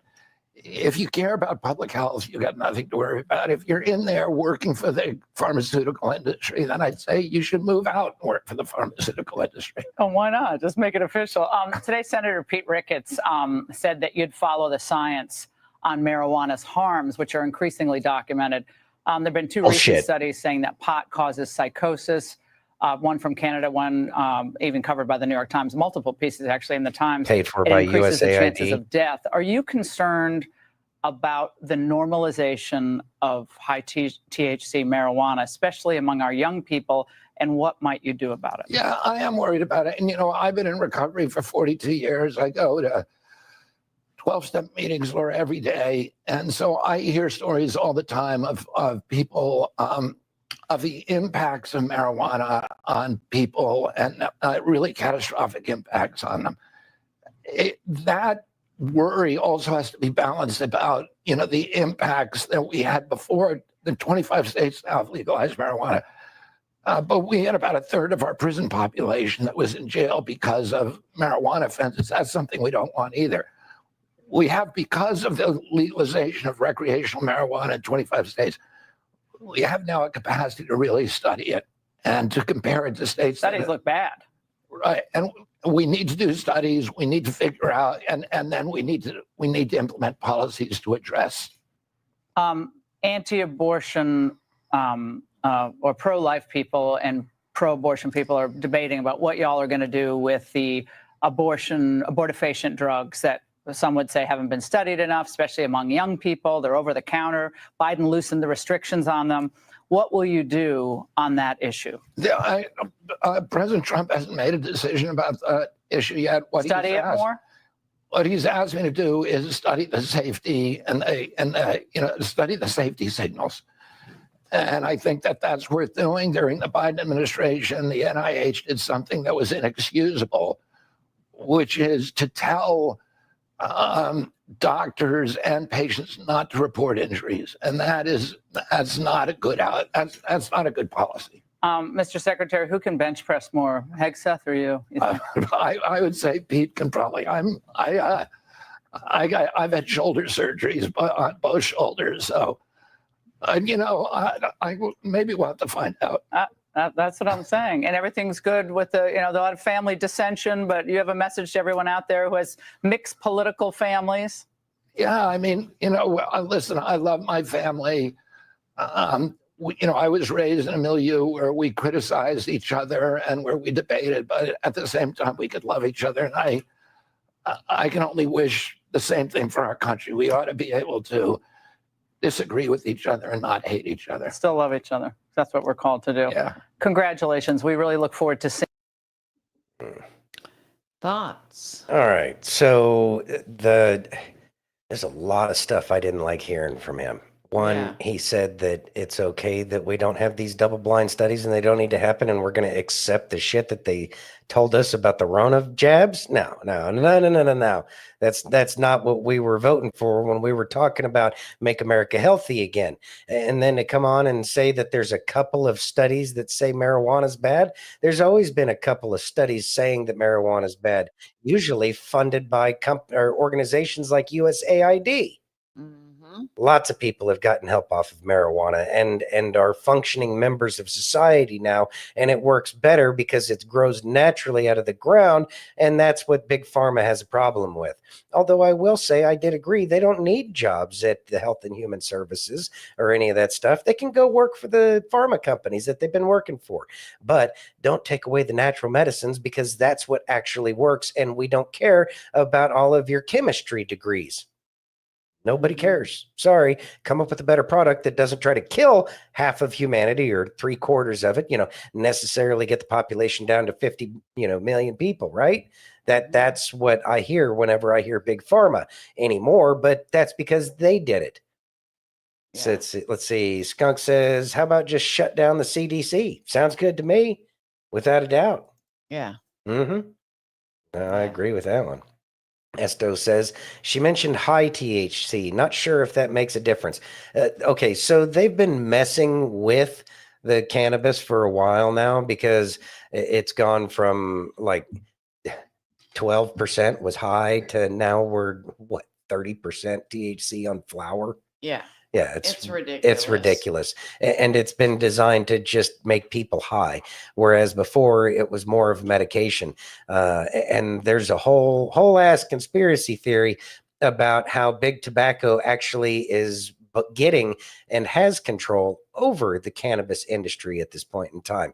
And so that's a real big problem. And then that needs to be dealt with. I don't know if we're going to be able to get to all of the corruption that's out there, but I do know that corruption is something that needs to be dealt with. We need to stop having these megacorps come in and own everything. That's the problem. The people need the freedom to be able to do the things that they need to do. And if people want to, ruin their life because they want to sit around and smoke weed all day, that is not for me to tell them that they can or cannot do that, because that is their individual liberty, provided that they're not messing with anybody else. But if you want to talk about screwing with people's individual liberty and their freedom, let's talk about Big Pharma. Let's talk about the Health and Human Services. As far as I'm concerned, Health and Human Services can go the way of the Department of Education at this point in time, because people aren't more healthy and people have not been getting any kind of health services other than to pick winners and losers, which is what the government's been really good at doing. So, Kennedy, stick with what you were saying, sir, because nobody trusts them and nobody wants to be slow played with Big Pharma, because we all know that they're a bunch of eugenicists. They really are. Are you ready? Yeah. Can you read that, please? Del Bigtree shames reporters for being big pharma slaves. You are the spreaders of misinformation. Let's listen. Amen. It's much like what happened to me. I was working on the doctor's television show, and I was tipped off that there was a whistleblower inside the CDC named Dr. William Thompson, who was going to come forward and say that they were committing scientific fraud in the vaccine safety studies, specifically the MMR autism study. I made a documentary ultimately about that because, as many of you are aware, I pitched it to my executive producers. I know who you work for. I work for CBS.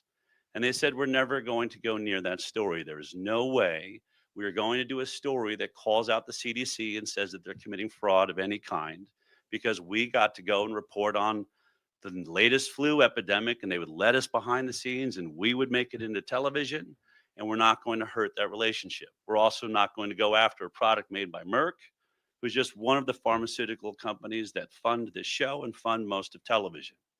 As you well know, if you work in television, somewhere between 50 to 70% of advertising is coming from the pharmaceutical industry, which is why you're mandated to write the things that you write and told the things that you cannot write.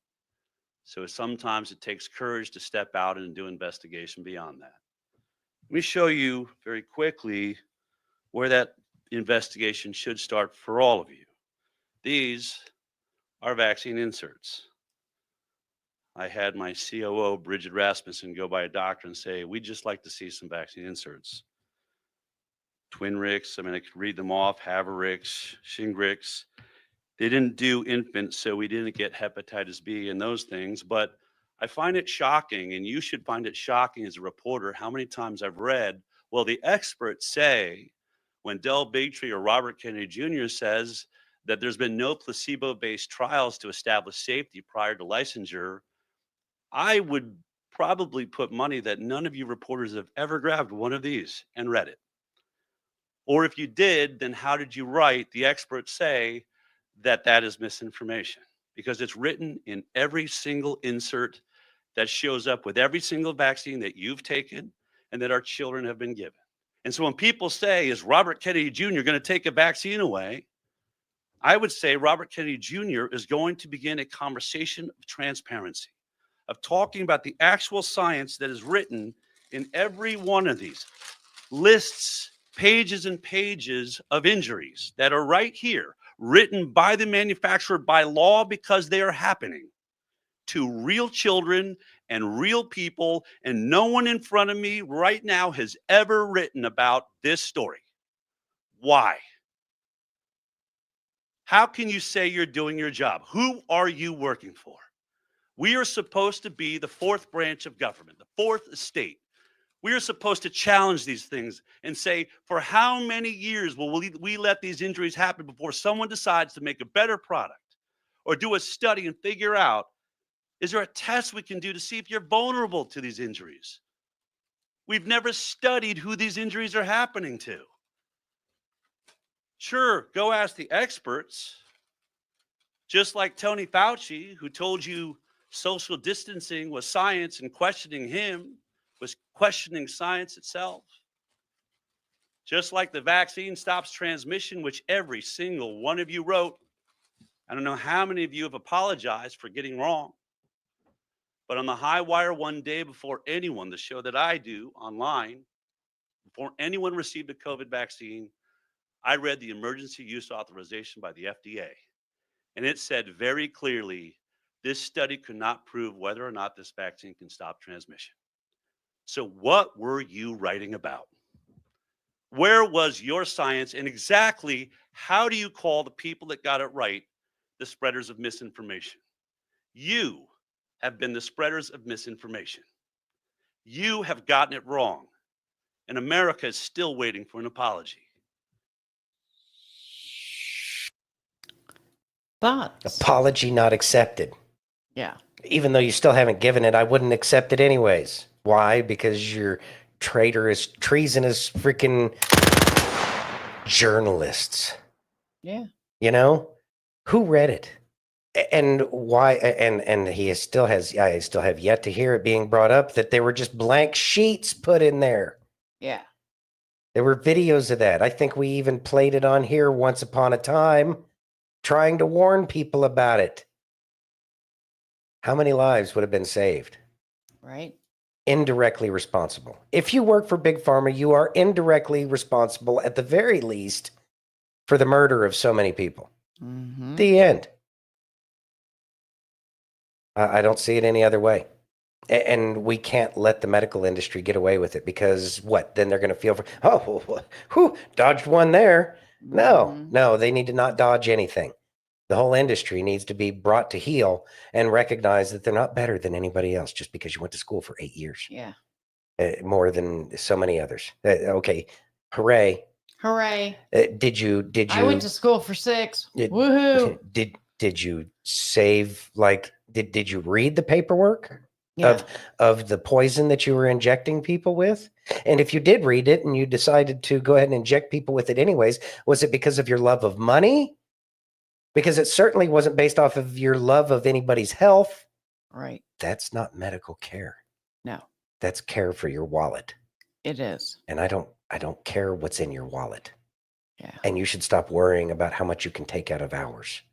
Uh-huh. Do some care with the medical first, and then we can talk about, all nice and caring about what the troubles you have to go through, because people suffer every day.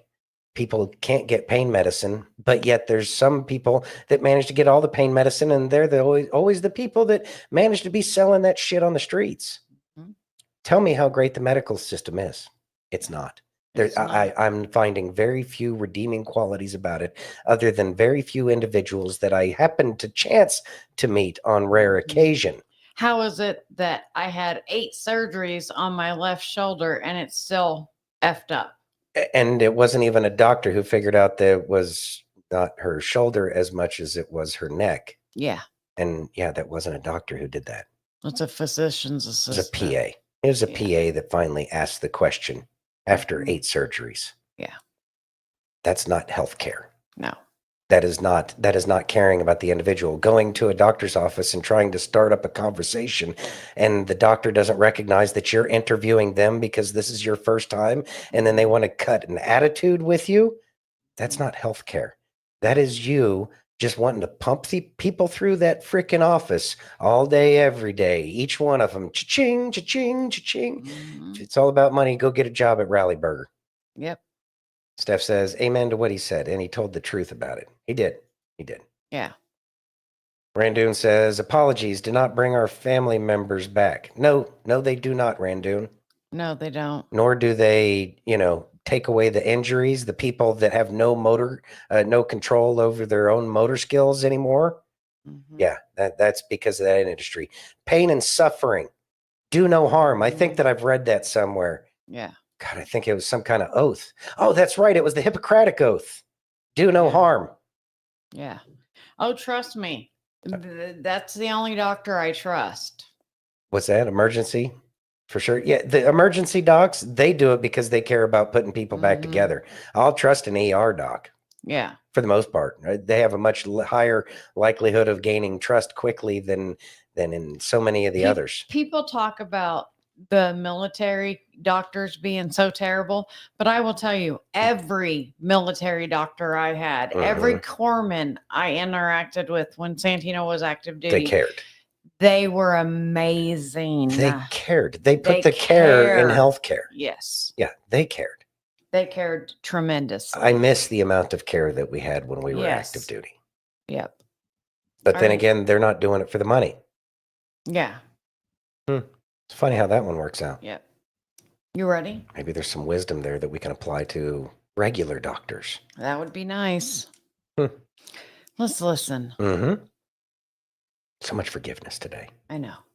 Some of us have been going through things for years, maybe even decades. And I want to just encourage you, no matter how long it is or how intense it is, if Christ is involved, you will make it over to the other side. But let me go deeper. For all my American Christians, look at me. Even if that crossover comes in eternity, even if you don't make it over now, if we are in Christ, we have to have a hope that goes beyond this life. I may be in a storm of cancer and sickness, but I will be made well, whether in this life. See, when you talk gangster like that, what can the devil do to you? I'm just trying to help my people, Tiana. See, when you talk gangster like that, see, come on, man. They're not trying to hear me, Frank. Let me give you gangster language. Wasn't it Paul that said, for the suffering of this present time is not worthy to be compared to the rewards and the glory that we shall receive. That's gangster language. For nothing in this life is going to rob me of my praise and my testimony. Somebody give Jesus praise. What are we talking about? That's gangster language. To let the devil know there is nothing you're going to do to me in this life. Jesus even said, don't even fear the people that can take your body. We shouldn't even fear death. There is nothing the enemy is going to do to me, Philip Anthony Mitchell, in this life that's going to make me be robbed of my testimony. Christ will be glorified on every mountaintop, and Christ will be glorified in every valley, and in my death, Christ will be glorified. Somebody give him praise in this room. Thoughts? All right. So we do need to live in that faith that this body, they can take this body, and that they can't take our soul, especially once we've committed it to Christ, and Christ is committed to us. And we understand that this temporary vessel that we're using, this meat suit, is not like it can hurt, it can suck, and it can be really bad, but at the same time, they can't take your soul. And that's the important part. So we should have that confidence, that Godfidence, right? That we, our true selves, our soul will be fine. And I was reminded, I wish I could remember the name of the preacher. I'm kind of wondering if it was John Wesley, but I don't recall. But there was a pastor, and it was like in the 1700s, who was on a ship. He was crossing the ocean, and the ship was taking on water, and there were some real problems. And he went down below, and he was there with a bunch of other Christians who were trying to escape the tyranny of people not being able to practice their religion. They were going to the United States. And they were on their knees, and they were rejoicing that this time has come and that their time on this planet is over. Now talk about some faith. To say, oh, thank God, is it time yet? Are you taking us home? Yeah. Because this isn't home. And we need to remember that. This isn't home. We try to make this place like home as best as we can. But once it's time to go, we should be rejoicing. Mm-hmm. However counterintuitive that may seem. Because I know that we all have more things that we would like to get accomplished here on this earth. But if it's your time, then sadly, for everybody else, it's time to go. Yeah. And so we should rejoice when people pass, as difficult as that seems, and as counterintuitive as that seems. The suffering is over. Yes. But at the same time, their ministry is over. So we have our testimony to give. So we should be making sure that we're sharing our testimony, because it could save so many others. And in the end, what more could we ask for than being able to save other people and their souls for eternity? Yep. Are you ready? Yes, ma'am. Can you read that, please? Yes. Babylon B says, Trump unveils bold new country names. Let's listen. Okay. They're always so good with their sarcasm. Their shorts are amazing. Yeah. Yeah. Hello, I'm Associate Professor of Geography, Gort McStevens. I'm here to talk to you about all the ways that Trump has renamed different places around the globe, starting with, of course, the United States of America, which is right here. America Classic is now called, similar to how we did New Coke, but now it's Classic. Following that, of course, is gay North Dakota, and that's where Canada used to be, but now it's not because it's gay. Following that, we have, of course, the Ocean of America. The Atlantic Ocean, no more. Now it's the Ocean of America. This will be taught in all schools soon, so you got to get ready. Greenland, no. Marjorie Taylor Greenland. That's just a favor to her, and it kind of works with her name. Over here, we see Alaska is now McKinley's Happy Funland. So they replaced Denali with McKinley. Let me back up. Mount McKinley was renamed Denali. Now it's from Denali to Mount McKinley, and Trump said, no, that's not good enough. Now Alaska is McKinley's Happy Funland, so that you know exactly where Mount McKinley is in his funland. Moana? I don't know. Is that the one with the snowman? This is the other Ocean of America. It's much like the first Ocean of America, but it's the other one. And of course, we have Little Africa down here.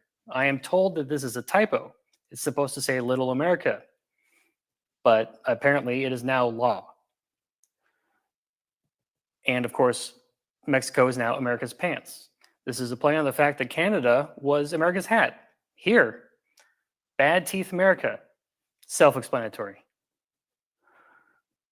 But over here, the new Middle East. It's like the old Middle East, but new and browner. Africa is still Africa. It's just that it's dark MAGA.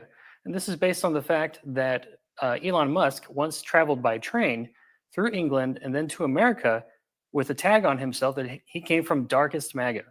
And he was a polite little bear, but now he's a full-grown man.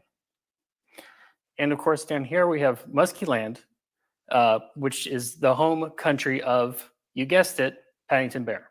I don't know what that is. I mean, it was Iceland. I don't know why they bothered to put a question mark there. The North Pole is now America's Santa's Workshop. No longer Santa's Workshop. It's America's Santa's Workshop. And down here, of course, the Mountains of Madness. You can't see the mountains because the truth is you are mad. And of course, Gaza is now Mar-a-Lago East. This is still Ocean of America. And finally, Viveksburg here in India. And of course, this place right here, which used to be Russia, is now Big Loser Country, America Beat to the Moon. That's not gonna age well. It's a weird name for what we now call a state of America. It's one of the new 70 states because, I mean, it's calling it a country, but it's just a part of its legacy and history that we are better than it.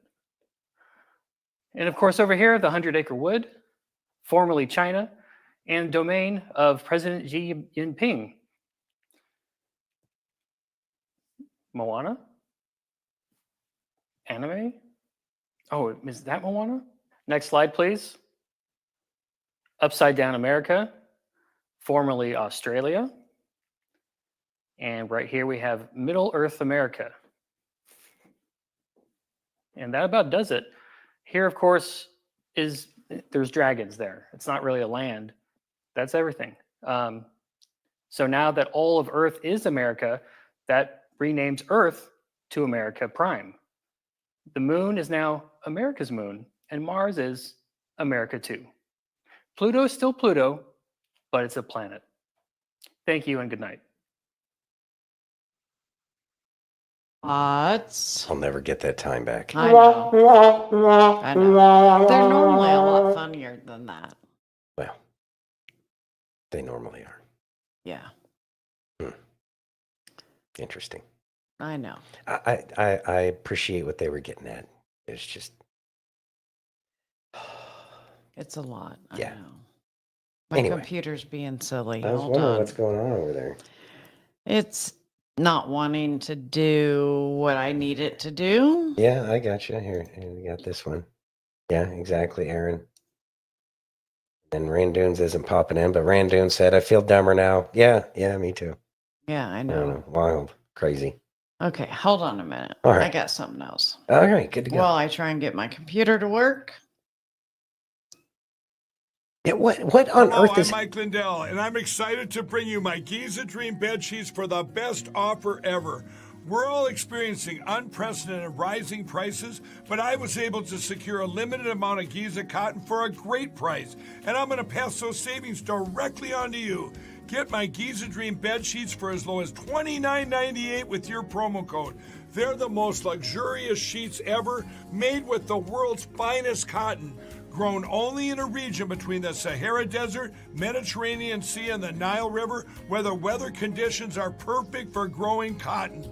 My sheets are ultra soft and breathable, but extremely durable. I guarantee they'll be the most comfortable sheets you'll ever own. So go to mypillow.com or call the number on your screen. Use your promo code to save 50% on my Giza Dream bed sheets. That's as low as $29.98. Quantities are extremely limited at these amazing prices, so please order now. Thoughts? I'm over here nodding with everything that y'all are saying, and Yeah. not that you could see any of it, but yeah, No. I agree with y'all. Anyways, all right. So, Mike Lindell, let me tell you, I Giza sheet about the Giza sheets. Those things They're amazing. absolutely amazing.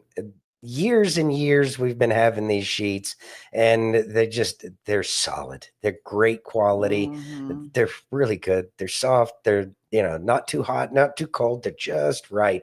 And you know what? If you're in the market for a new pair of sheets, or if you've never tried them before, by all means, at least try them. Try them out, and I believe that you will be pleasantly surprised. And they're just good quality sheets. And I like so much of the stuff that is over there at MyPillow. So if you're in the market for any of that kind of stuff, make sure you go to mypillow.com/DTOO. Exactly. Are you ready? Yes. Can you read that, please? 3 fights in the first 9 seconds of the U.S.-Canada hockey battle. Let's look. Our nation's face-off matchup is underway, and the gloves are off. Matthew Tkachuk and Brandon Hagel.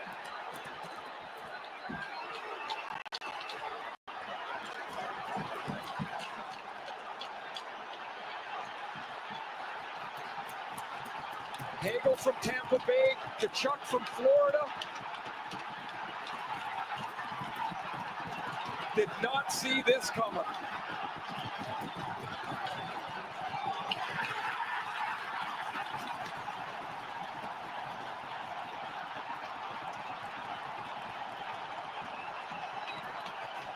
Hagel skated away as he got back up, imploring the crowd to get even more vocally involved if that's possible. And this start, if you can call it that, have we even started, reminiscent of the old days. Little chat at the start. Hagel and Matthew Tkachuk drop right off the hop.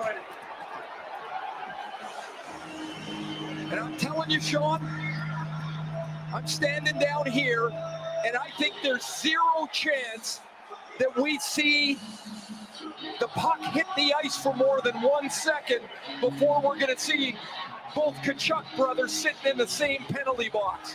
Well, Brady's out there, and Sam Bennett, who's been thrust into their lineup tonight, he did not play against Sweden, is taking the face-off. He's clearly in there to help match the United States physicality. Brings a lot of grit, a lot of sandpaper.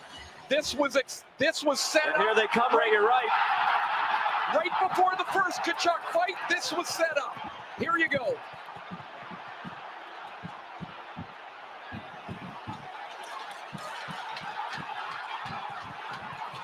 Bennett in the lineup for the first time. Brady gets the better of this one.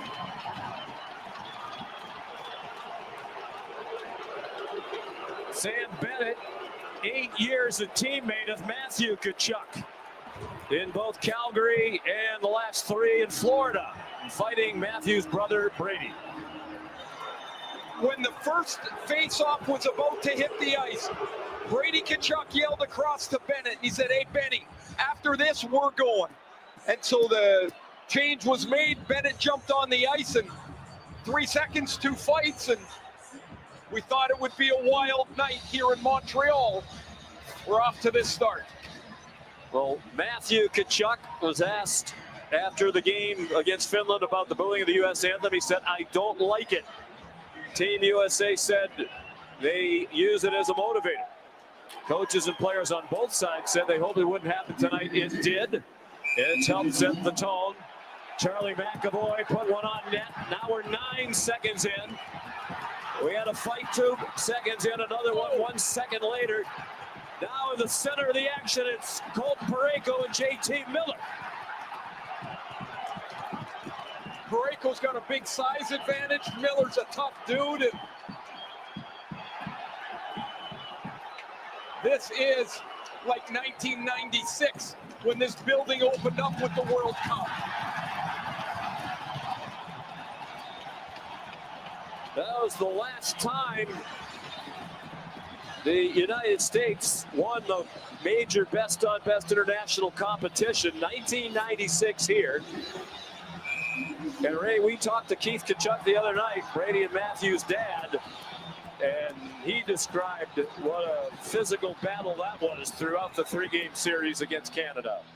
And he was right at the center of it. He was, and his boys are tonight. Miller had his gloves off. He was looking at for Parayko as the puck was covered by Binnington. Tkachuk. And now Doughty, he got slammed into the wall by Brady Tkachuk.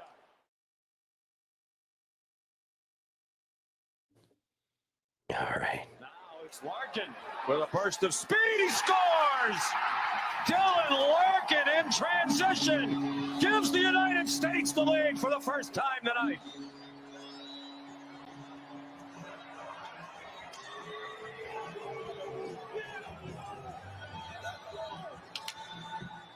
Larkin elevated in the lineup here. A few more minutes today. A turnover and a quick up by Matt Boldy. Boldy finds Larkin.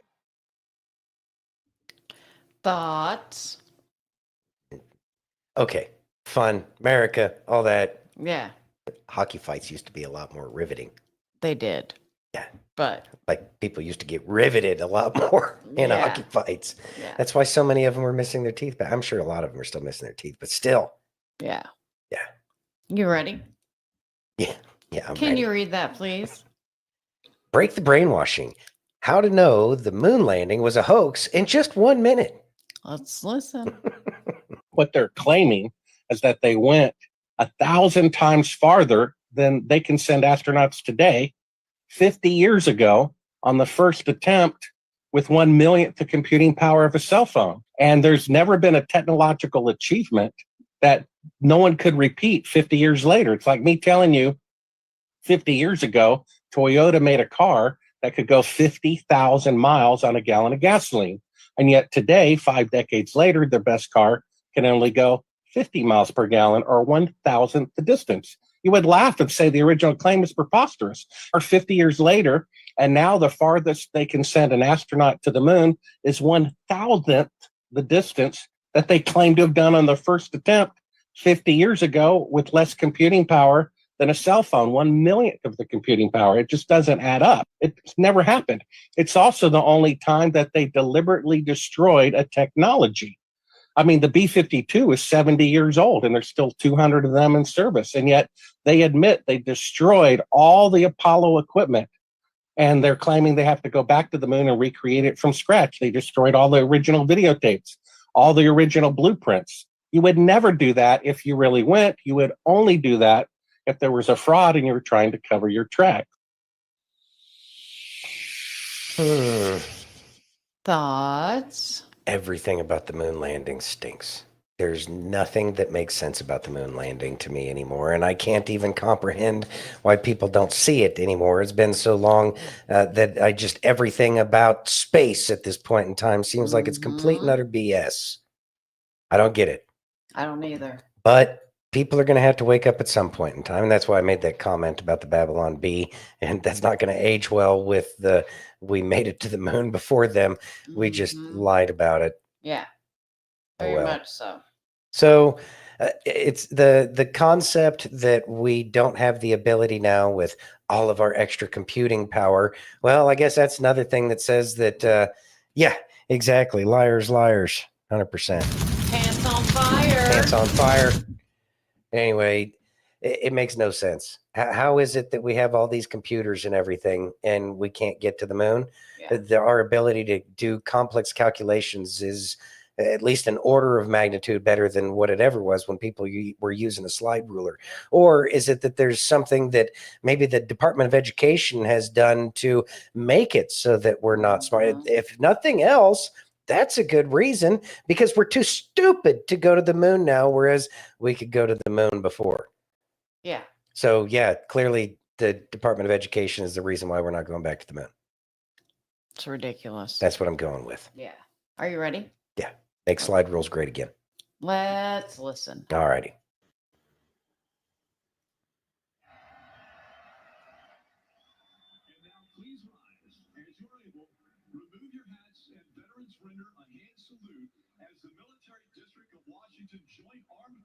What did he just say? Military District of Washington.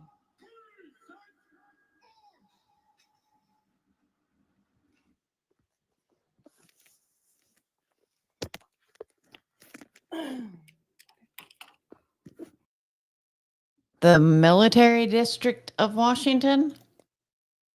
Well, I mean, Why would they say that? well, there is a military district of Washington. Like it's a thing, and yeah, they watch over Washington D.C. It's okay, but it's something that has not normally been said. And I know everybody's excited about the end of DC. the corporation that is supposedly the United States. Either or, I don't know. I haven't found anything personally yet to prove any of that stuff. So I can't go there, but I sure would love to believe that it's a corporation and that poof, it's all going to disappear one day. But I don't think that's how it's going to work. Yeah. You ready? Yeah. Let's listen. And even if it is a corporation, I never signed up to, I never agreed to it. So yeah, it doesn't apply. Okay. Let's listen. All right. Remember who checks in on you when you get a little quiet. Those are your people. When did I become so numb? Remember who checks in on you when you're quiet. Those are your people. Remember that, guys. Deeds, not words. And Deeds, not words. Contacting you when you've disappeared is kind of one of those things. Yeah. So yeah, just keep that in mind. It's always deeds over words. It really is. Yeah. You ready? Mm-hmm. Let's listen. All righty. How do you define Jesus being against moralism? Like, what do you mean by that exactly? Well, Jesus looks at the religiosity of his day with like particular groups like the Pharisees and the Sadducees, who are these other like groups of Jews during his days. And he's constantly critiquing the fact that they have this hypocritical religiosity to them. This is where we get the idea of the letter of the law versus the intention of the law. Like Jesus critiques them for that because he says, you're trying to do everything right and you're missing the point. One of the things he says is like, if your donkey falls in a ravine on the Sabbath, do you pull it out? Or does that work? Like, what's the point of the Sabbath? Is it to not do any work? Like, is it to make sure that you're not working too hard because you might be breaking the Sabbath? Or like, what is the point? He says like the Sabbath was made for man, not man for the Sabbath. And that there's this intention. This is the whole Sermon on the Mount. Matthew chapter 5. He keeps saying, you have heard it said, but I say, and he refers to the Mosaic law. And it looks like he's critiquing the Mosaic law, but he's not actually. He's getting back to the intention of the law. So when he says, you know, you have heard it said, do not commit murder. But I say to you, anybody who harbors a hate for their brother in their heart has already committed murder. And what he's getting to is like, what's the intention? What's the meaning of the law that God gives to you? Because the law is like a mirror. It shows you how dirty you are. But his critique is he's like, you guys are trying to clean yourself with a mirror. That's stupid. It's just going to, if anything, it's going to make you more messy. Like, get in the shower.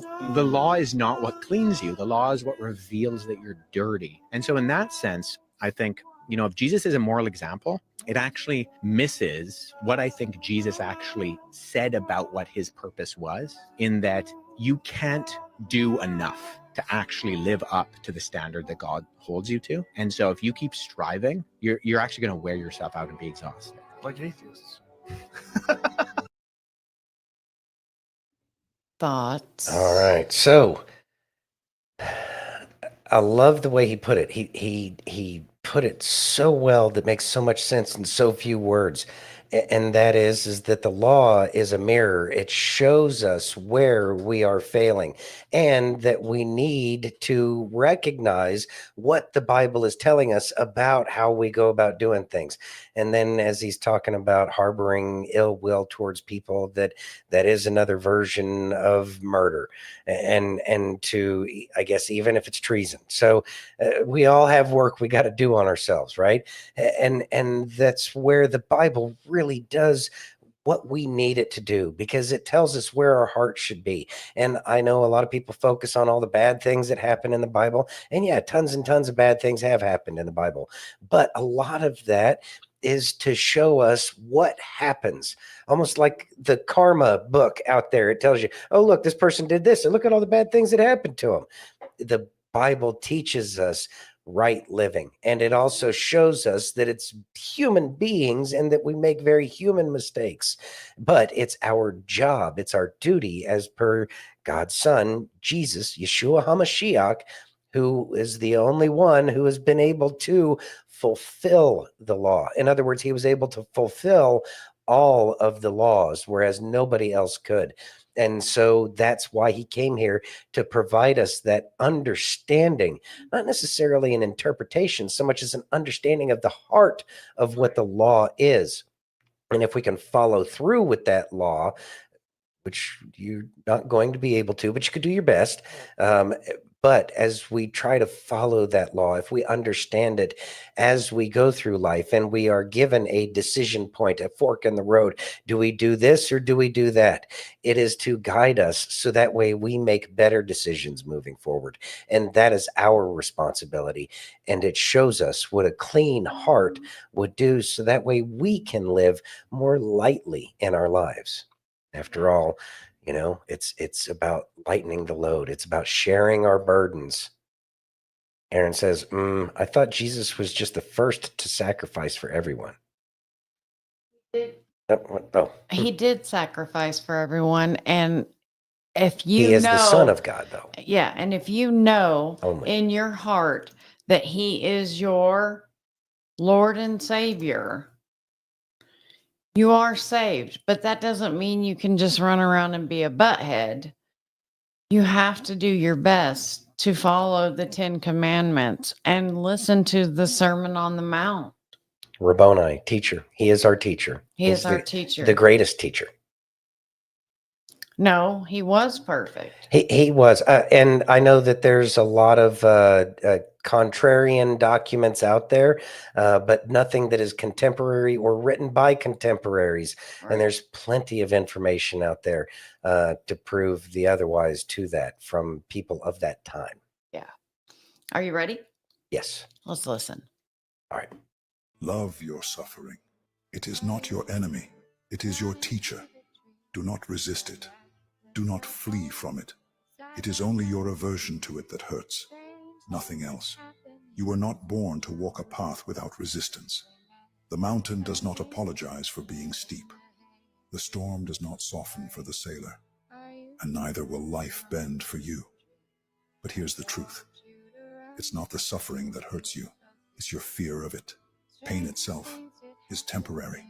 Fear of pain, that's the real prison. Do not curse the struggle. Let it carve you into something unshakable. Let it be proof that you are still alive, still fighting, still becoming. Because in the end, you will not remember the comfort. You will remember the conquest. So tell me, will you suffer willingly or be broken unwillingly? Thoughts? So, as we go through life, there's going to be pain. There's going to be suffering. And there's going to be times that you think, I can't do this anymore. But you can. And you will. Because as of right now, you have conquered every single thing you've gone through in your life.